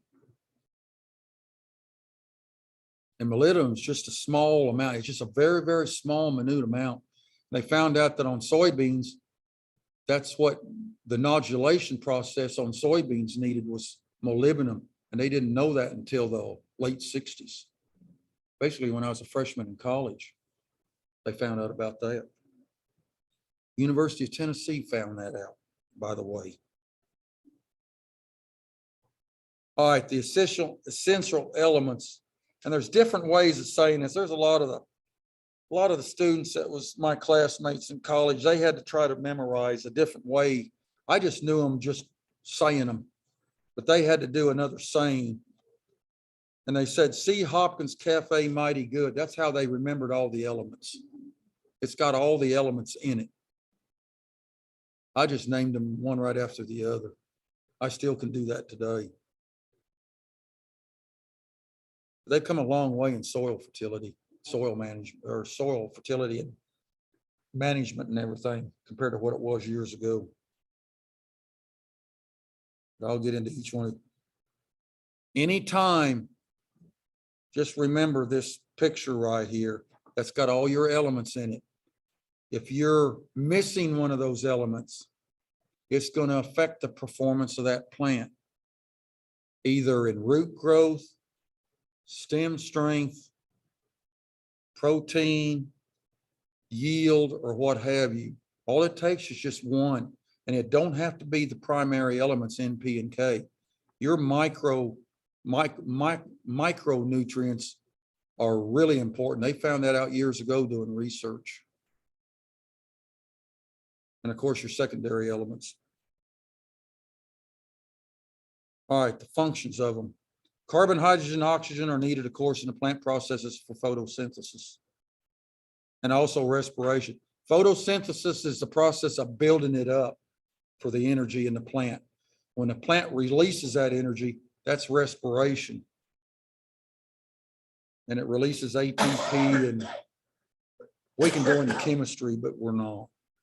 I got to teach that in high school on that, because we're going to go over photosynthesis in depth in high school chemistry. 95% of your weight comes from photosynthesis.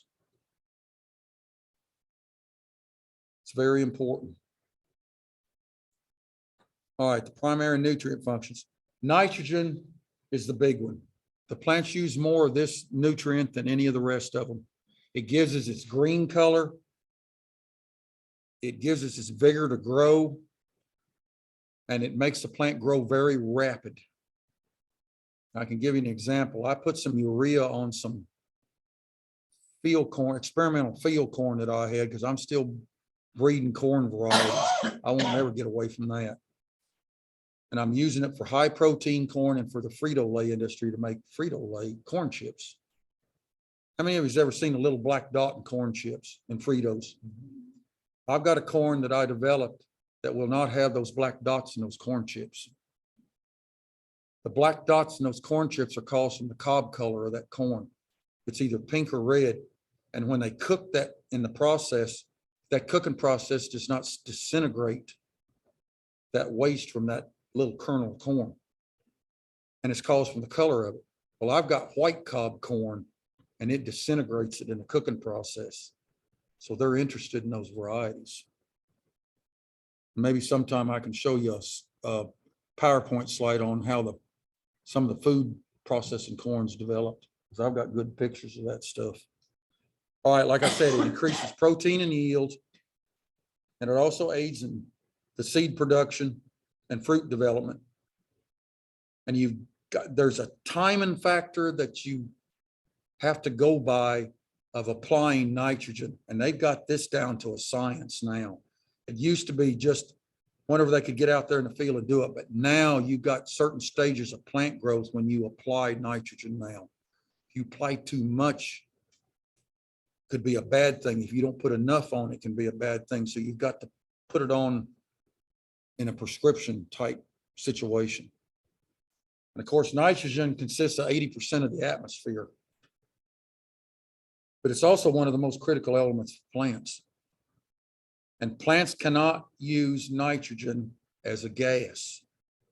It's got to be combined with other elements in order for it to release it. So it's available to the plant. But nitrogen can do wonders. You can have a plant that is just as yellow as a pumpkin, and you put some nitrogen on it, and about 4 or 5 days later, that thing will be just as dark green as it can be. And it looks like it's grown 10 feet. Because it is rapid growth, but you've got to watch how much you put on. And us in the seed industry, when we were in it, when the company would raise seed corn varieties to make hybrid seed corn, we could take various amounts of nitrogen, phosphorus, and potassium, and we could control the growth of those parents. If one of them was behind, we could have it catch up with the other one. Or if it was too fast, we could make it delay it. And it was just knowing what elements to use doing that. Pretty neat. All right, phosphorus. Important in germinating seedlings. It induces early maturity in the crops. It's also necessary for seed formation and fruit formation, and it stimulates the root system. That's one of the big things about phosphorus. It stimulates the root system. So if you're putting transplants out in the garden in the spring, you want to have a fertilizer. If you're it's better to put a liquid down when you're using transplants because it's readily more available than instead of waiting for the rain to get your dry fertilizer. But you want that liquid fertilizer to be higher in phosphorus. That induces root development. Doesn't make any difference what kind of plant it is. It induces root development no matter what. Potassium is necessary for the production and translocation of carbohydrates. And that's the energy that the plant produces. And it also produces plumper seed, in other words, bigger seed. Water intake and respiration is controlled by that. And also the stalk strength or the stiffness and straw, that would be your small grains like wheat, oats, barley, rye, so on. It affects your stalk strength. And we have saved some crops using a lot of potassium because the stalks were weak.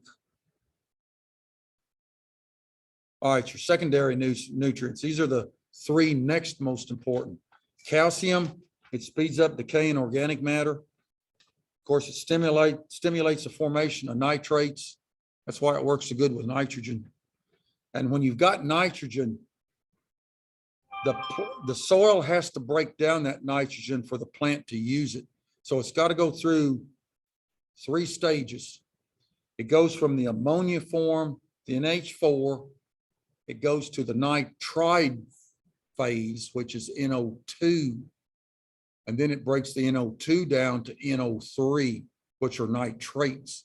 That is what is readily available to the plant, and it's very soluble in water.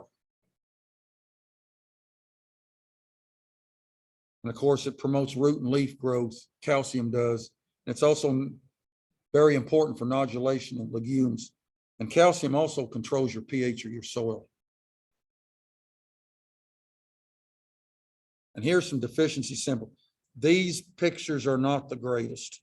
And I'm trying to I didn't get to take any this year because the weather did not cooperate. It was too dry and too hot. And I'm going to try to get these updated where you can see better pictures of deficiencies, but these I have to suffice right now. But you've got small developed leaves. They're wrinkled on the older leaves. They've got dead stem tips. And here's an example on potatoes in pots. They just look like crap. Normally you'll see a pretty green potato plant generally. Calcium can really take a toll on it. And there is some problem soils, especially on your sandy soils. You've got to watch your calcium amount, and you can take tissue samples. You take your leaves and pick so many of them, and you send them off to a lab, and they'll run them through a process, and they can tell you exactly how much calcium's in them leaves. And if they measure it in parts per million, and if it doesn't come within that range of parts per million, they'll give you a recommendation where you need to correct that. And they'll tell you to foliar feed it. In other words, you'll spray calcium on top of the leaves where it absorbs it. That's a quick way of doing that.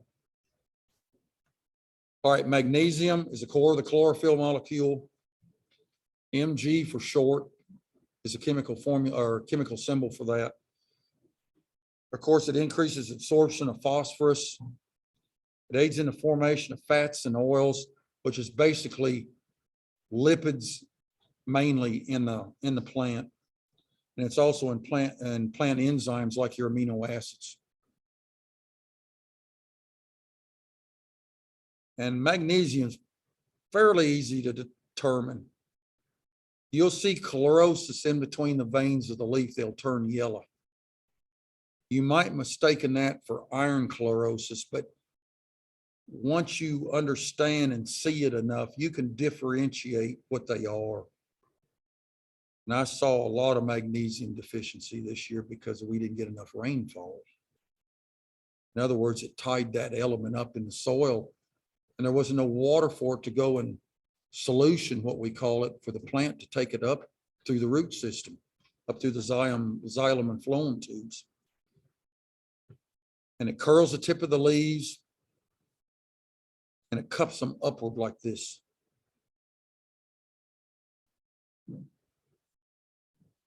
And you've got weak, spindly looking stalks. And the picture here is of a potato leaf. And that's what it can do. This is severe right here. We saw some of those in Maine years ago. He had 3,000 acres like that. And it was going to cost him his whole crop. And we told him, I said, we'll take the soil samples, I mean, the leaf tissue samples. I said, you need to get you some magnesium. Go get you some magnesium sulfate, Epsom salts. It's got an extra bump of sulfur in it, which is another one of your secondary elements. I said, you need to get that sprayed yesterday. I said, don't wait for the tissue sample to come back. And his agronomist that he had, he was a young whippersnapper just out of college and didn't know. He had no idea. And we showed him what he needed to look for. And he saved his crop. He had one of the best potato crops. He called us at potato harvest season. He said it was one of his best potato crops he ever had. And he didn't realize he had that. He had it previous years and didn't know it. He just thought it was just something where he burned it with fertilizer or something. No, that was an actual deficiency. Changed it in 72 hours.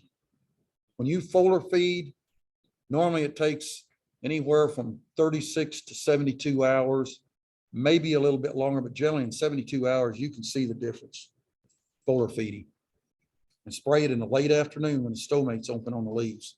The leaves of a plant that's got stomates on it, and they open and close, and they're sensitive to temperature and humidity. And of an evening, when the plant starts settling down at the end of the day from all the stress that it's had, those stomates open.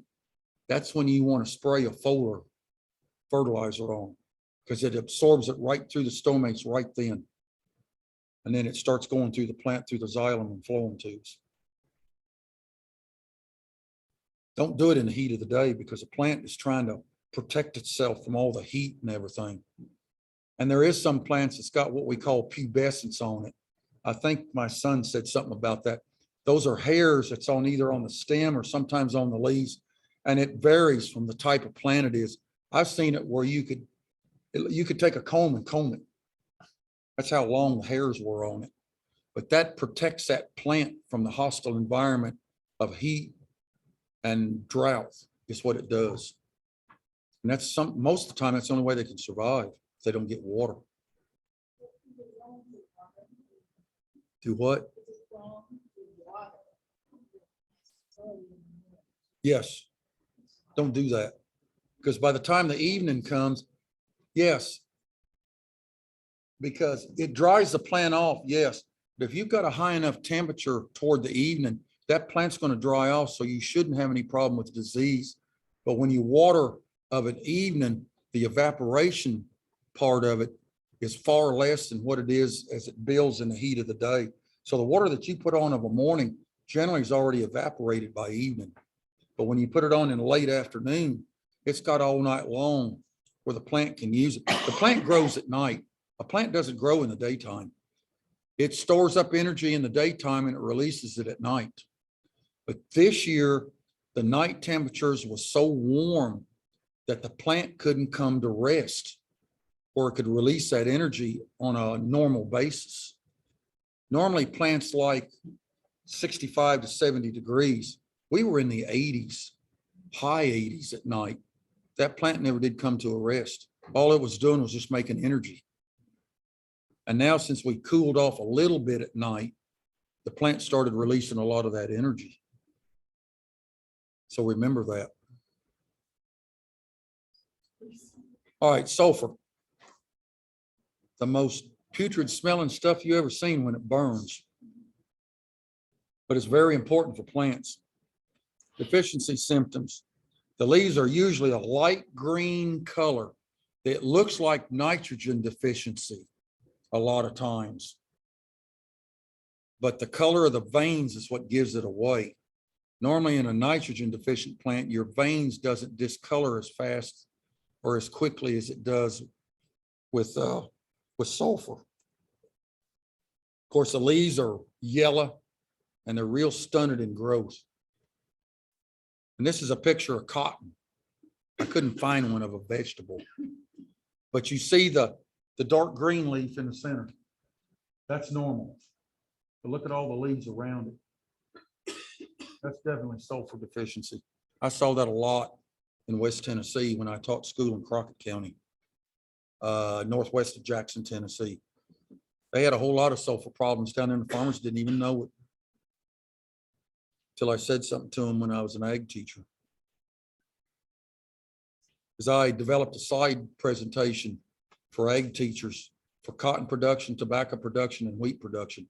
And I made a slide, a complete slide presentation from start to finish for the ag teachers to use in their classrooms. And I wrote the lesson plans for them too. That was a lifesaver to a lot of them. All right, micronutrients. These are the third most important. Very small amounts. You don't put very much on. And you can test your soil for this. Iron, the functions of iron. Of course, it's essential for chlorophyll production with magnesium. Carries electrons, it mixes oxygen and the other elements together to do the major functions. They all work in unison. And the deficiency symptoms. They've got a mottled intraveinal chlorosis in the young leaves. You've got young leaves and you got older leaves. Usually if you're going to see a deficiency, you're going to see it on the youngest leaves first because they're the first ones that comes out. And as a plant matures with the older leaves, it requires a larger amount of that nutrient. And that's where it really shows up. But you can usually catch it before it gets that bad. And then of course the stunted growth and the slender stems. And this is a tomato plant. And this is extreme right here. You don't see it very often, but it is there. And you can soil test for it. It may cost you a little bit more, but soil test is priceless. It's like the Bible. All right, copper's another one. Functions. It works with the uptake with iron. And it helps in respiration. That's the tearing down part from the energy part. One builds up and the other one tears it down, and respiration is the tear down process. Deficiency symptoms, the young leaves again are small and permanently wilted. They never come out of that wilt, and it's copper deficient. And multiple buds at the stem. In other words, instead of having one bud, you've got many buds. And this is an example on small grain. I think this was wheat, is what this was. And you can see it's a disaster.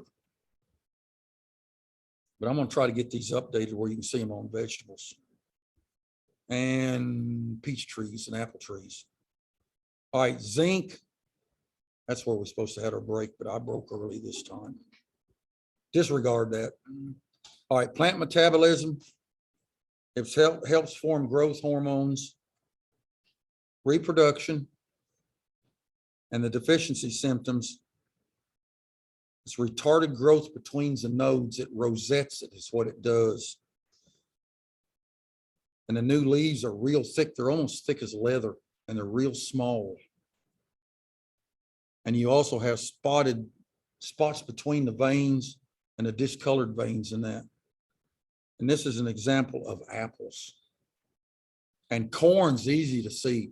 You'll have a white stripe down the length of the corn leaf. And sometimes that has caused some pH problems with zinc deficiency. And corn's very sensitive to that. Boron, just like 20-mule team borax. That's what boron is borax. Affects water absorption by the roots, translocates sugars. And the deficiency symptoms are short, thick tips, And the young leaves of the terminal buds are very light green. And this is an example. So you don't see a brand new bud in the center of that picture right there. It's gone. And those are potatoes.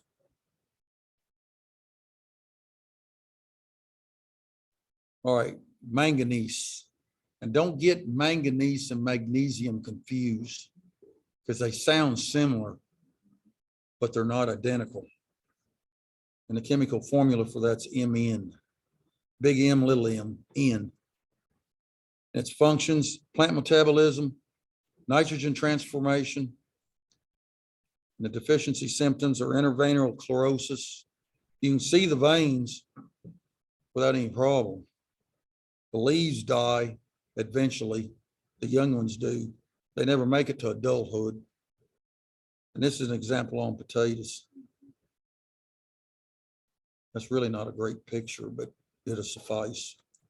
And then molybdenum, or we call it Molly for short. Plant development, reproduction, deficiency symptoms, stunted growth, yellow leaves upward, curling upward, and the leaf margins tend to burn. And this is an example. Now, this is one of the slides that come out of my garden here a number of years ago. This is cauliflower. It didn't do too well in that particular place because it was molybdenum deficient. And I didn't run a molybdenum soil test on that particular area, but I did after that. And I still do. I test every year. You don't have to, but if you're doing intensive gardening or whatever, you need to make sure you've got all these nutrients in balance with each other. And like I said, a soil test is priceless. Chlorine. This is the one that they found out a number of years ago. They didn't think it was, they thought it was detrimental, but they found out it wasn't. It's essential to some plant processes, especially in the enzyme part of it. That's how they found out. And the deficiency symptoms, more problems with too much chlorine than not enough. You get toxicity, which is too much, more than a deficiency. And this is an example on potatoes. Seems like potatoes is one of them that really catches it. All right, 4 phases of soil management. Analyze your soil. Use soil conditioners when you can.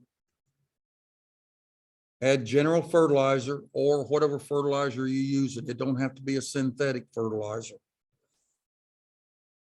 And use specific fertilizer for specific plants because they are available.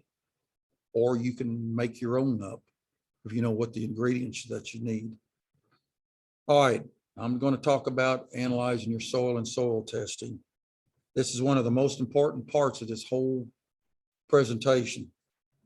As I said, your soil test is your Bible. It's very important. Doesn't make any difference what it costs. The cost is nil compared to what it's worth. I always call it priceless. All right, don't guess soil test. Don't go out there and just throw a bunch of fertilizer on and fly by the seat of your pants. A plus soil test can be conducted through your county extension agent. Carla, correct me if my terminology, so I haven't updated this thing, but it's still a plus, right? Yeah, they don't do a basic test. Yeah, that's what I thought. And soil testing costs $15 a sample. It sounds high, yes, but for what you get in return, it's priceless. And the test provides information on your pH, your pK, which is your phosphorus and your potassium, your calcium, magnesium, zinc, manganese, iron, copper, sodium, and boron levels. You can have molybdenum at an additional cost, and I don't even know what that is, but there's an additional cost for that. But that's a pretty good price for the number of elements. Because normally each one of those elements, like the calcium, magnesium, zinc, and those, your secondary and your micronutrients, usually those things are about $12 to $18 a pop. And they've got this combined in a $15 deal. That's a pretty good deal. Yeah, you're getting the iron, Yeah, magnesium, manganese yeah. on this set. So that's a pretty good deal. And you can go 4 tests, up to 4 crops can be tested on the same sample. You've got different codes on a sheet that Carla passed out there on the back side of the sheet. And you just look back there and see what you want the soil test for. And you can put 4 of those codes down and they will give you the recommendations. And when the soil boxes and forms, it's what Carla, she's got them up there and she passed some out. And you go through her, getting it taken care of. Now, the hardware that you need to do that soil sample. You need a soil probe or a shovel or a spade. Soil probe you probably won't have, but a spade and a shovel will suffice. I've got a soil probe, well, I've got all 3. I've got a soil probe that dates back to the late 60s. Still works. A bucket, and get a plastic bucket. Don't get a metal bucket, galvanized metal or anything like that, because it's going to throw your soil test off. Because galvanized metal is zinc coated. And your zinc will be out of this world. So always get a plastic bucket. I use a little Halloween trick or treat bucket's what I use. Works great. I've got about 10 of them. I got one of Steven's too that he had when he's going trick or treating. I don't use it very much though. I try to use the other ones. Your soil test form you get from Carla, and your soil sample box you get from Carla. And she can help you when you come to the extension office. She can help you tweak your information sheets and whatever else that needs to be done. I've done this so much I can do this in my sleep. All right, when to sample? Any time of the year. Fall and spring is the best. However, with one exception, if you need to put lime on your soil to correct your pH, you need to be doing it now. You do it in the fall, because that gives, lime does not react to the soil. It takes 6 months for it to react, to change that pH. So you need to get your soil samples in August and September, get your lime on if needed. And when spring comes, your soil pH should be corrected by that time. Always remember that. Fields are drier, of course, and more accessible, and not as busy as they are in the fall as they are in the spring. And do not, and I mean do not, sample your soils wet. Carla will not accept them, and neither will the soil lab. They'll send them back. You've got to dry that soil out. I mean, dry it good. Carla could probably tell you some horror stories, and I can too, about soil samples being wet. I've seen them with water. I've seen them with water running out of them. Oh yeah. I know you want it water soluble, but not like that. So make sure they're dry. Take a little cardboard box. I use the ones like at Walmart where you buy cat food in. They cut them, you know, and you've got about an inch. We save all those, and that's what I use those for. It's my soil samples. I dry them in those. I dump the samples in there and start crumbling up the samples, mixing it and everything, and then I dry them in those little boxes in the house. I put them in an extra bedroom that we got on tables that I've got.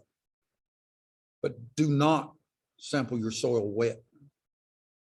If you do, we'll never talk to you again. All right, testing in the fall, like I said, allows for you to put lime on. You can put phosphate and potash on also. Those two elements, especially phosphate, leaches from the soil very little. potash or potassium leaches some in the fall, but not near like nitrogen. You don't want to put any nitrogen on at all. Unless you're planting a small grain or something. All right, how often do you analyze? Before planting a new garden or landscape area that you're not familiar with, you need a soil test.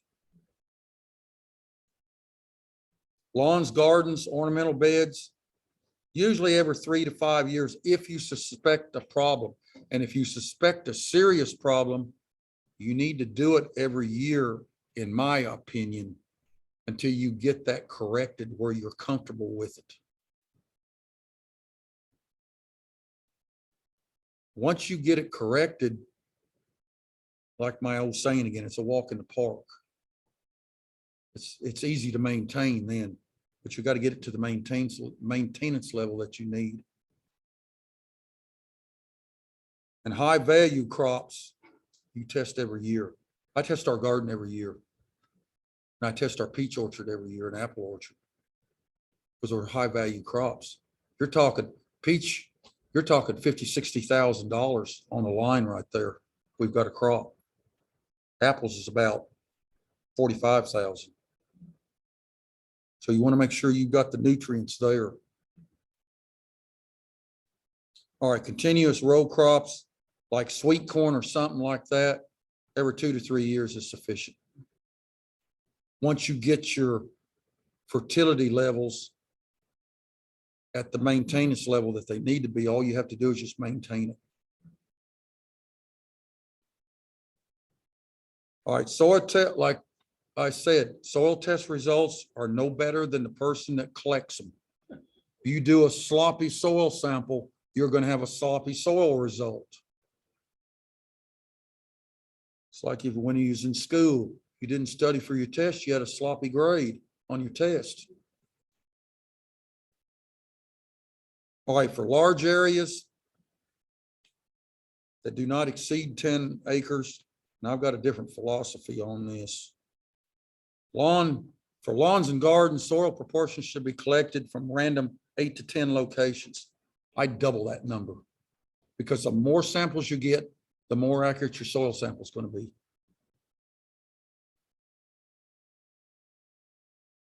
So I've got a whole lot of little soil cores that I put in a bucket. Sometimes I have to get a 5-gallon bucket sometimes to do that. Sometimes I go overboard with some of those, but it makes the soil sample a whole lot more confident. And areas of contrasting soils. These are soils that's got something wrong with them. You want to separate them. Don't include that with your regular soil sample. You sample those separate because you're going to get a different reading with those. And it's going to throw your regular soil sample out of whack. And you will be heartbroken. Trust me. Been there. All right, small portions of soil should be gathered from several locations. And there's different ways of doing this. I've got 3 or 4 different ways that I do it. Depends on how good I can walk the day that I have to do that. I know there's one lady in here talking about her knee. I've had my knees replaced 3 times. My hips once. I've got $750,000 worth of titanium from my waist down. And I was a fool. I should have listened when I was younger to not work so hard. Right. What am I doing now? Staying on my feet 7 hours, 10, 12 hours today. But I love it. All right, dig at least 6 inches deep. You dig, another general rule is you dig as deep as your topsoil layer that you work. If you go 8 inches, you need to dig 8 inches for your sample. But if it's only 6 inches that you're doing, dig it 6 inches, but you need to go to the depth that you're actually working your topsoil.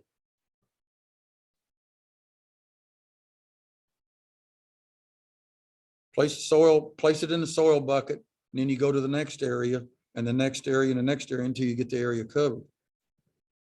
And then you mix all the samples together of the normal samples. Now, the ones that that's different, you mix those separate. Don't put those in with your regular sample. Remember that. And I mean, you mix them good. I take 2 buckets and I'll mix them up in one bucket, then I'll pour it in the other one, and then I just do it back and forth. Probably a couple of dozen times to make sure I've got a good composite sample of that.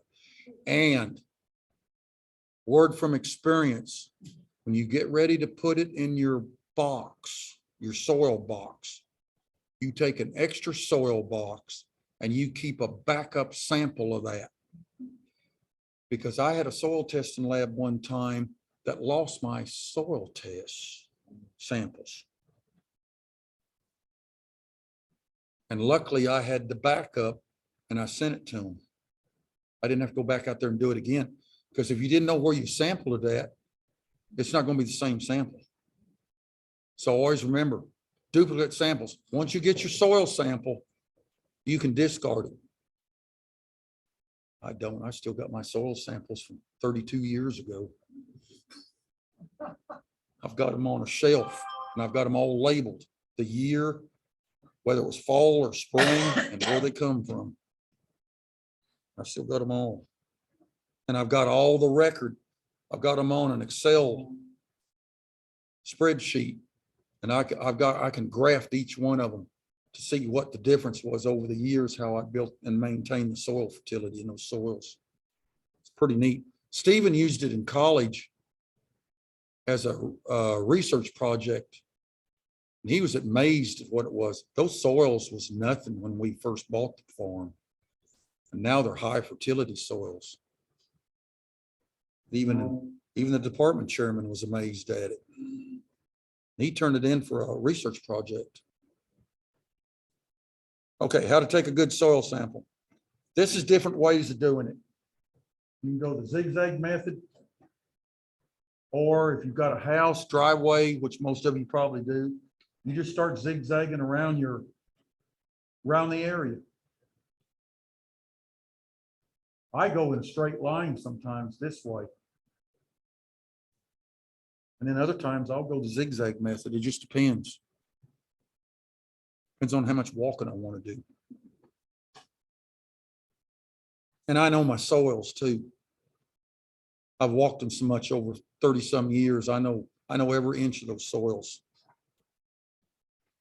And when you do everything by hand back then, you know where everything is. Yes, ma'am. So if you keep that 6 inches, how much away would you take for when it's If you're done? using a spade or a shovel, normally you'll take about that much of it. About that thick. You can take your hand and just break off a piece and just throw it in the bucket like that. And remember, take twice as many samples as what's recommended. That way you get a better, the more samples you take, the better your soil test is. We can get into statistics and all that, but we're not going to get into that stuff. All right, to collect good soil samples, this is how you do it. This is a soil probe. All it is just 2 handles on it with a cylinder on it, and the side of the cylinder is cut out where you can see the core of it, and then you can just get it out. I've got one of those. Like I said, it's 50 some years old. It's when I started college. And I had to do it in soils labs. We had to do that. That was one of our things that we had to do, was take soil samples. We got graded for that too. Techniques and everything. I had a hard professor when I did that, but I don't regret it. And this is the way you do it with a spade or a shovel.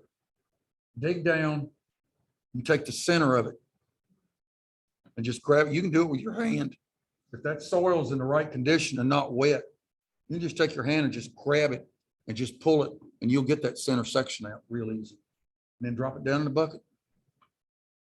Simple as that. And remember, don't use a galvanized bucket. Don't use a metal bucket whatsoever. Use a plastic bucket.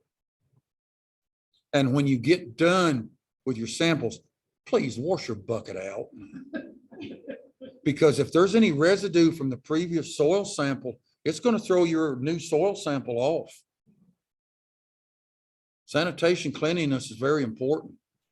In the lab, if you do that in a soils lab, your professor would be down your throat in a heartbeat. Right, Margaret? Like some students that probably you have to get on about something. I did today. I put the fear of God in some of them today. All right. Cation exchange in soil. Soil has got positive and negative charges in it. Like charges don't attract, unlike charges attract. Everybody needs one of these. This is a pH moisture meter. This is 40+ years old. It's been around the world with me. It takes the pH and the moisture reading of the soil, just like it is. You put it down in the soil, you press it down in the soil. You see these aluminum plates right here? Well, the ions that's in the soil, the positive and negative charges, react to those plates. And it's got a reading. I'll pass this around where you can actually look at it. It's got the pH reading, and it's also got a moisture reading up at the top. And it is either exact or it's within 1/100th of a pH of being correct. I've used this thing so much and compared it to soil samples. It's very accurate. And this is nice if you need to know something in a hurry, especially on pH. This is made by Kell Instruments. You can go on the internet. There's some companies that's got this. Kell Instruments is the one that designed this. And I bought this one years ago. I give $30 for this one.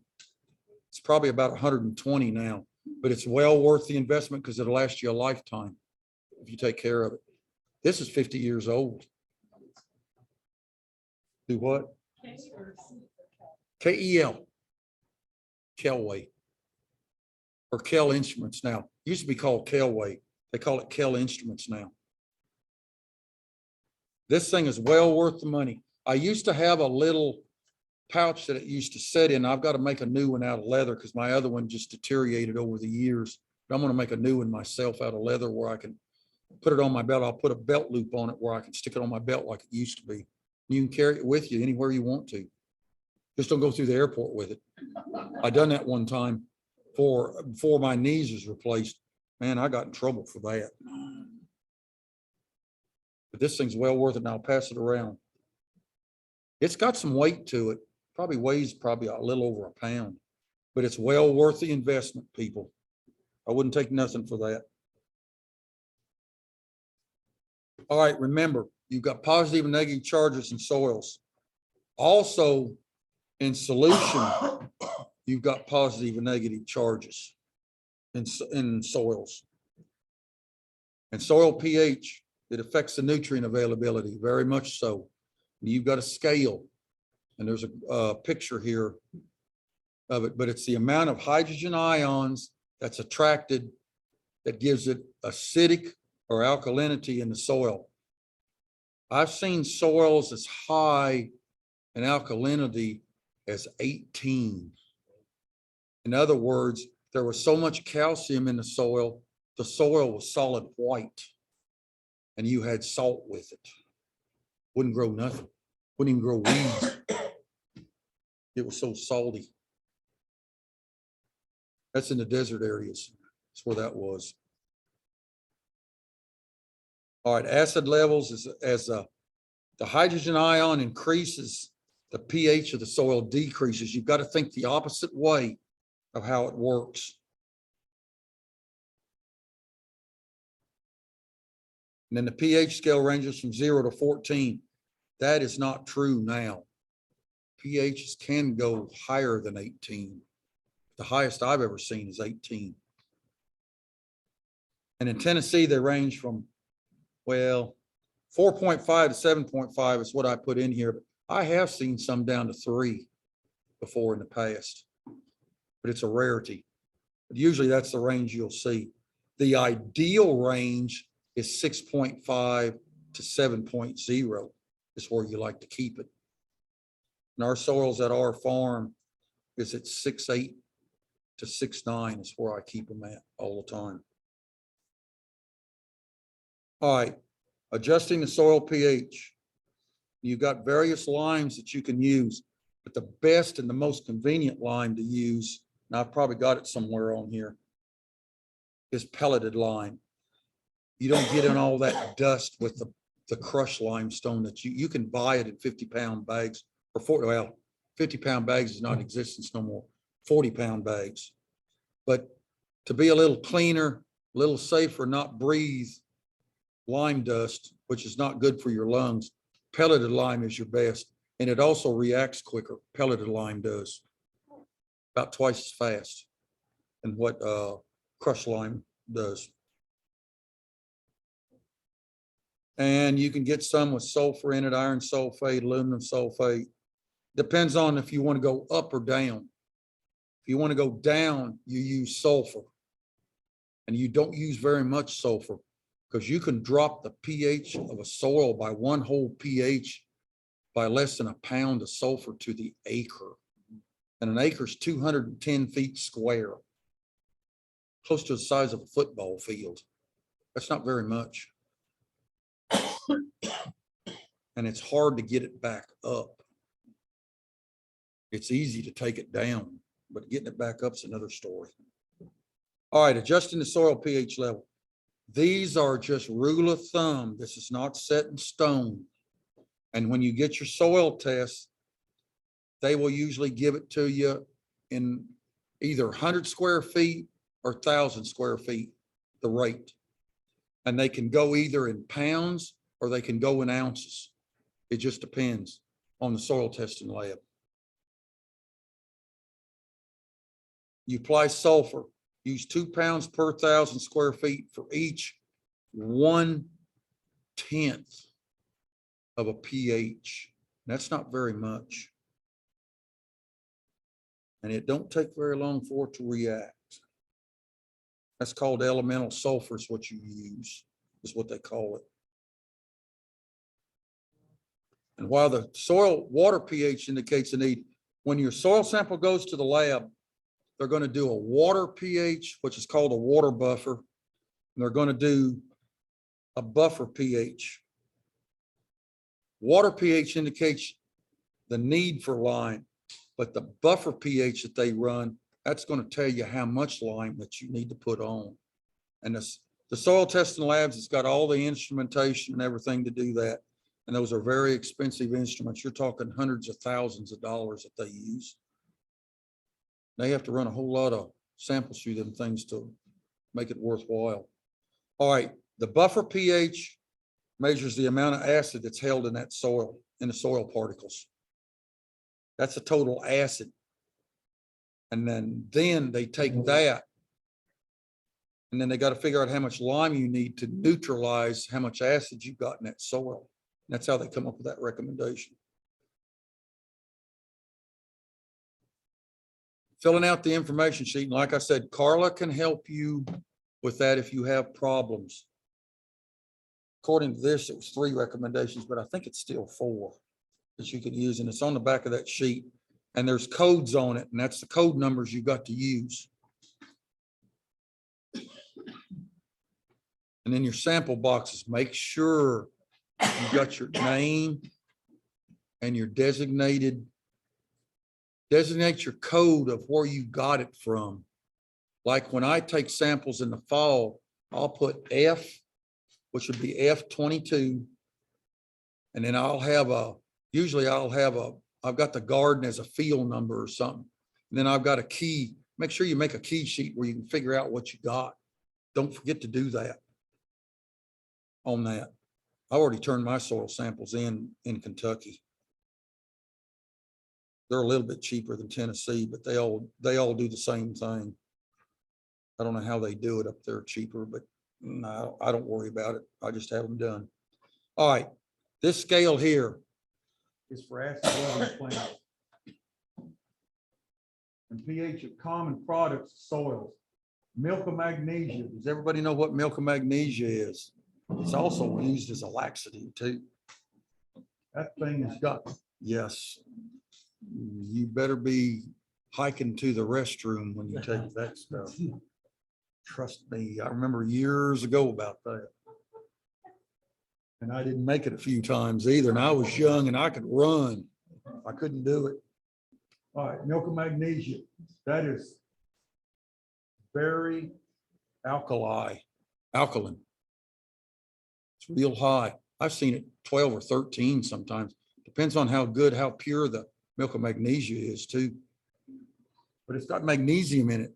Magnesium is a natural laxative. If you didn't know that.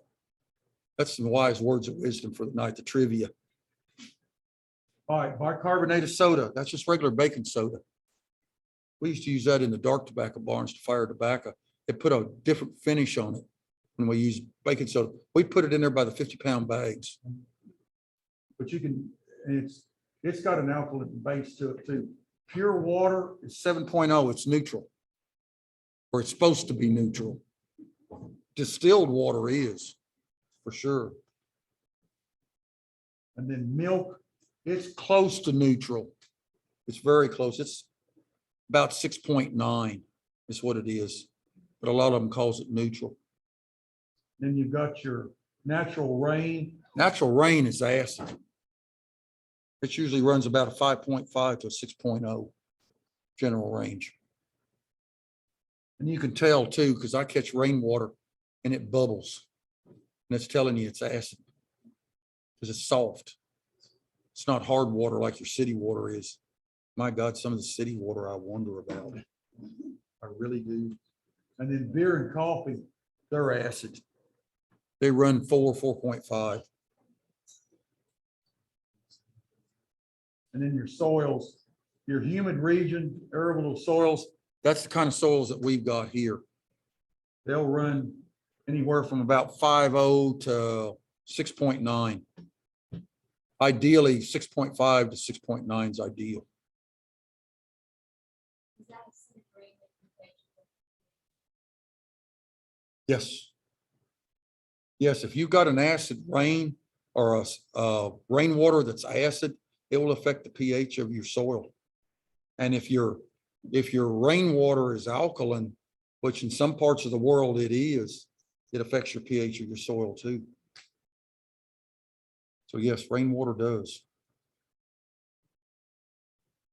And then your forest soils, they vary depending on the location and the region that you're in. 3.5 to about 6 is what normally your forest type soils are. They're naturally acid.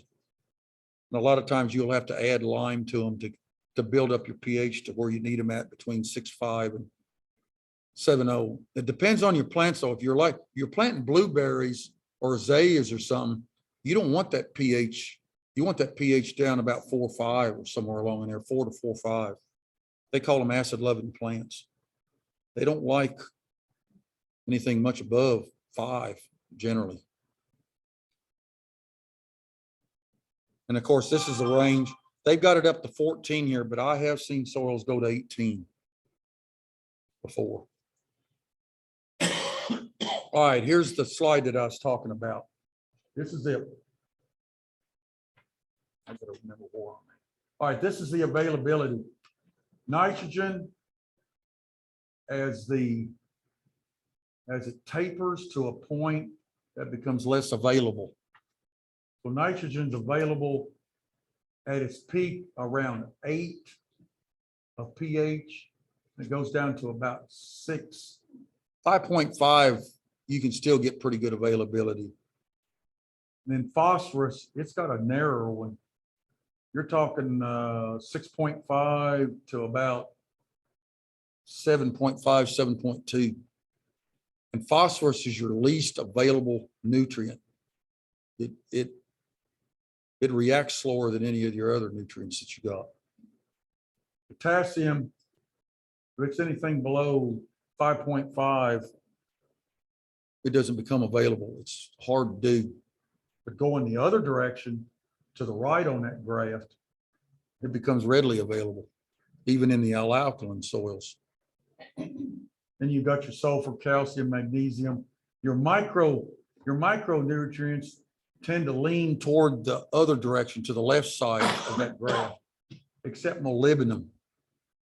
And the higher pH is what affects molybdenum. That gives you an idea. I don't know if you've got that picture in your, okay, you've got it. And it's even colored. That's even better. Good. All right, fertilizers, you got types. You got complete, incomplete, organic, inorganic, soluble, insoluble. All right, complete versus incomplete. Complete fertilizer is one that's got all three elements in it, N, P, and K. If it is missing one of those, that is not a complete fertilizer. You've got like a 14-0-14, it's missing the middle number. That's an incomplete fertilizer. It's missing its phosphorus. So you have to watch your bags and make sure you're getting what you want. And that's where you need to read the label. A lot of those times, those labels aren't that big to look at. And like I said, it's complete. Nitrogen, phosphorus, and potassium are N, P, and K. And examples, 10-10-10, 50-30-15, 25-20. You could say 19-19, which is 19-19-19, 6-24-24. There's numbers that you can just keep on rattling off. There's up to different ones. They've got so many of them now. Yeah, 10-10-10 is complete. You've got all three numbers and all three elements. And 15-30-15 is complete. You just got more phosphorus in that particular one than you do. That's called a 1-2-1 ratio. And here's an example of an incomplete. Here's a 20-0-0. It may only have one nutrient in it, but it doesn't have all three. And then your organic fertilizers, the old cow poop. Use that many a times. Man, I've shoveled that a lot. My brother and I used to have a dairy.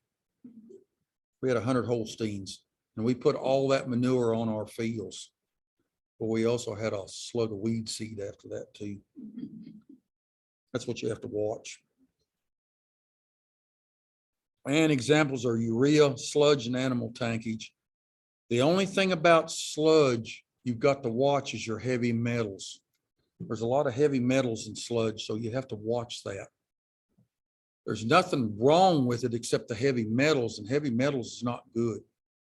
And the only way you can get those out of the soil is they leach out. But you've got to have a substantial amount of rainfall or some other method to leach that out of the soil where it's safe. Yes, ma'am.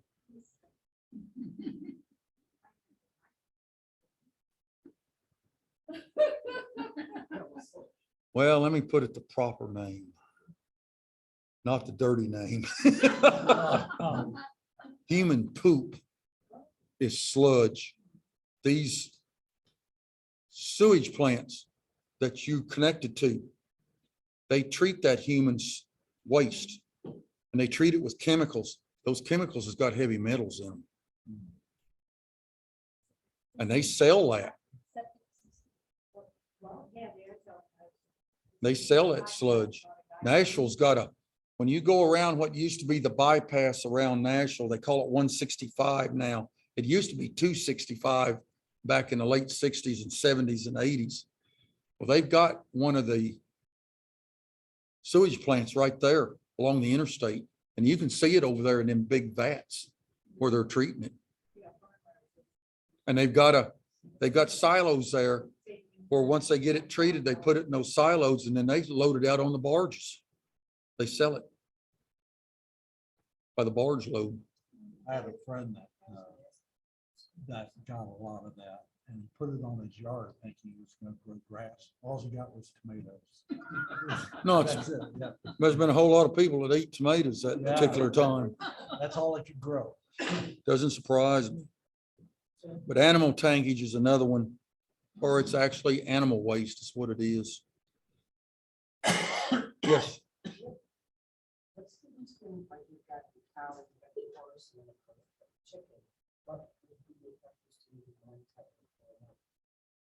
Chicken manure in our terminology is hot. It's high in nitrogen. You put too much of that on and it's very easily to do.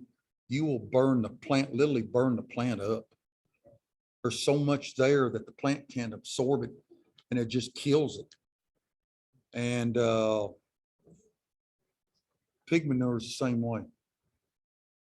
Because the protein level that you feed the pigs makes a high nitrogen content in there. Chicken manure is very potent. I watched a man burn his tobacco crop up. He put a foot of chicken manure on his soil. And that's when we used the moldboard plow, and he plowed it all under. I mean, he plowed it deep. Oh, he had the prettiest tobacco there for about 2 or 3 weeks. And then when that manure underneath there started heating up, it cooked it. And he lost it. And we told him, don't do it. Yeah, but it makes it grow. Yeah, it also cooks it too. Horse manure is hotter than cow manure.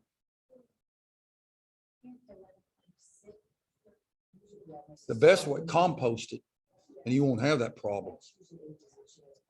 Yeah, compost it for a year, and then you won't have that problem. Do what? Yeah, you can. Yes, ma'am.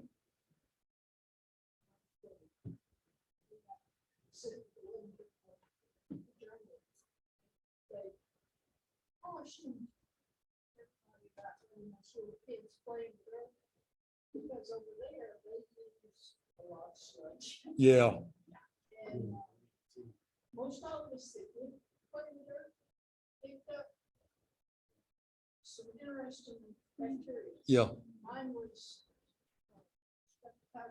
Yep. First 2 years of school, every time I laid on the floor for a nap, I would get streptococcus infections and tonsillitis. yeah. That was one thing that they cautioned us about. But I would go, "Hey, shovel, go out there." Yeah. E. coli is another one that's Yeah. very easily gotten So too.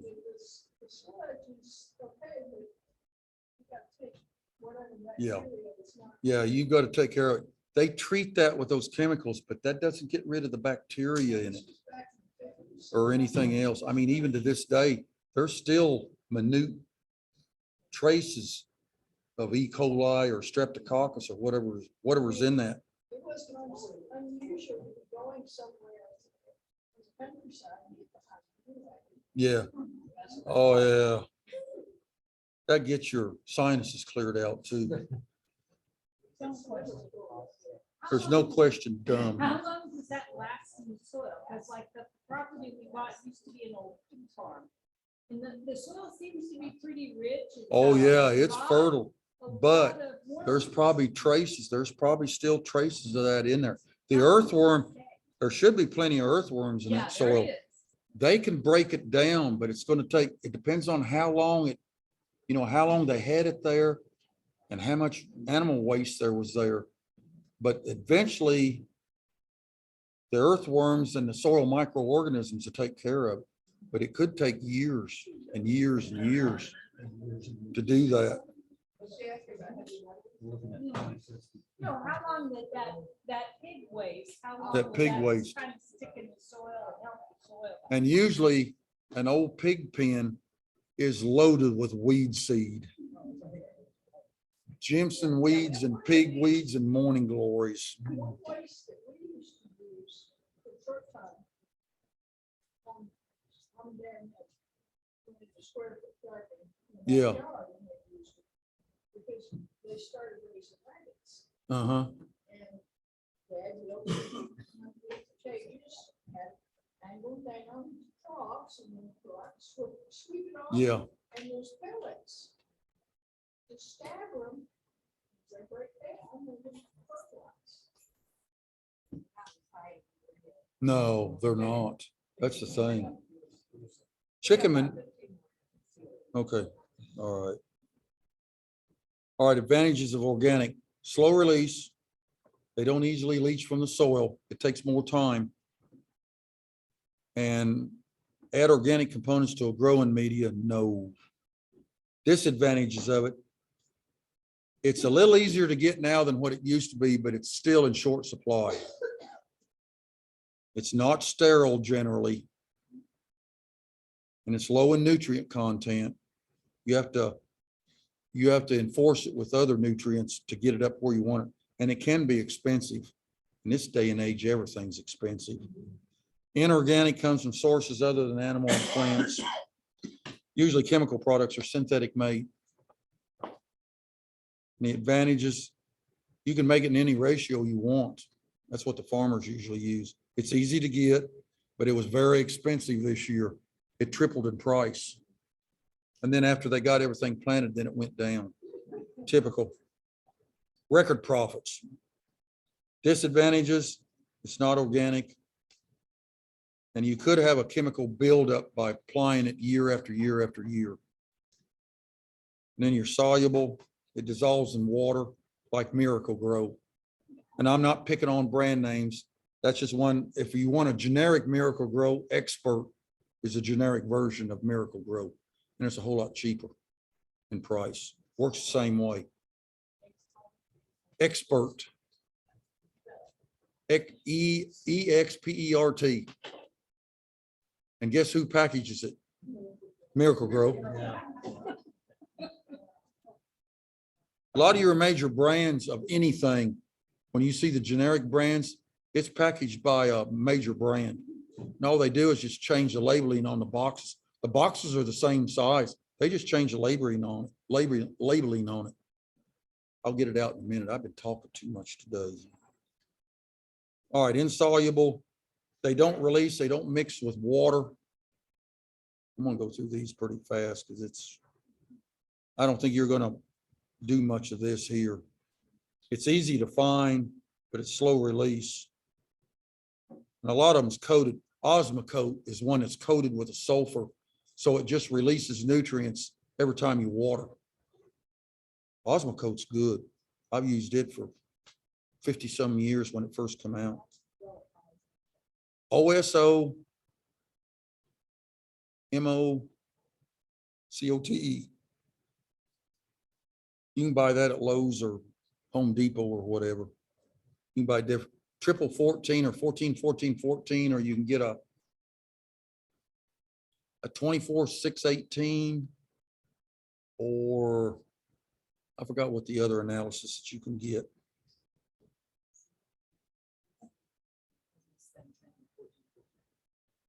Ten has only got 10% of each nutrient in it by weight. 14's got 4% more, which is 14% of each. Do what? So if you get 10, it's 30%. That way, those things, but what's the other 70%? Sand. They use sand as the inner ingredient in fertilizer. They used to use peanut hulls and cottonseed hulls and like that, but they've gotten scarce, so they just went to sand, and that's where they stay. That's how they impregnate it on there. They use a sand grain is how they do it.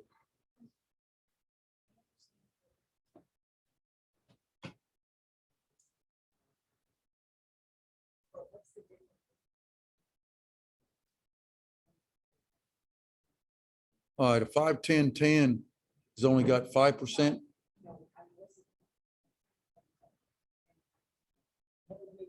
You've got more nutrients in it. Percentage is higher. They're complete fertilizers, but they just got more. The 19-19-19's got more nutrients in it. Yeah, by weight.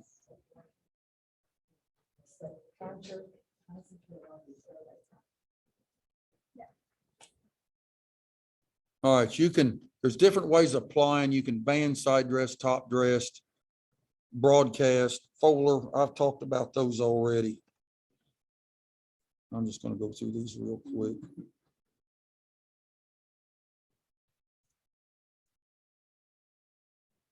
And then soil conditioners. I think we've kind of touched base on that with horse manure, pig manure, sheep manure, et cetera, chicken manure, also known as chicken dookie, what I used to call it in ag. I wasn't allowed to use the word manure when I was teaching. How do you say chicken dookie or sheep dookie or whatever? Yeah, I don't want to get into that. I disagreed with them, but that's all right. Some good organic is mushroom compost. You can get your hands on some of that. That is nice, but it's hard to find here. But out in Pennsylvania where my son was, it was plentiful out there. He bought it by the dump truck load out there, and it was fairly inexpensive. He liked it, and I know it's good. Of course, you got green manure crops. Green manure crops are what you put on the ground, like you sow crimson clover, or you sow vetch, or you sow wheat, barley, oats, or something. Then you rototill them or plow them under in the spring, and it increases your organic matter. That's one thing I got to get done. I don't know when I'm gonna get it done. Can't do it during the week. All right, went over the soil tests. Okay. There's an example of happy plants. And you were talking about, when I was talking about read the label for pesticides, there's some broccoli right there that was sprayed. You see there's no weeds in it. And that's our peach crop that we had a few years ago. All happy results. There's strawberries that I had in guttering, like you put on a house. I had strawberries just as big as they were at Walmart. And that's the garden there with moldboard plowed. It's got corn in it right now that needs to be mowed down. That's one of them I'm gonna sow a cover crop in. So 10,000 square feet. Carla knows all about the gardens and everything. She's seen them all. All right, that's the end, folks. Appreciate you as always. And next week we have, I think you got to listen to me. We've got weed management in residential areas. And so we may talk a little bit more about soils and some of the problems that we see in the urban areas too. So hopefully you'll see that everything kind of builds on each other with each week that we meet. So I'll send you. So thank- I'll send you a sympathy card on that. a sympathy card. All right. Well, thank you all. I don't see any. Oh, no, there's. Okay. Goat or rabbit poo. I've got a question on here, and either one will work fine. We just don't recommend any fresh manure be put in the garden. It's better to compost it 90 to 120 days or longer. If you look at organic recommendations, it's 90 to 120 days. 6 months to a year is really better. Yeah, especially if it's a whole big volume. Yep. What do you think Okay. about cedar chips and pine chips? They're all right. The only thing that you're gonna have to do, you're gonna add some nitrogen to it. Compost. Well, we've got chickens. We've got a few chickens, and that's what I have That'll for work. the chicken. That'll work. And so when I. Just clean that layer, all out, just I put layer it it in- as you go, or throw some in there and mix it up real good. and that's what they're for. So if you do it, if you've got time to do it for 6 months or a year, you'll have some excellent wood chip compost. We had a pile that was taller than this ceiling 30 years ago. I let the guys put wood chips in, and I just let it sit Uh-huh. there. Like And then that, finally, after one about side 20 years, I kinda looks decided to the knock same. that pile down. That is the richest plant. but the so other much. side of the I've got front, corn in there right this- now. the grass that's growing I there mean, is it'll like grow anything you put in it. spongy.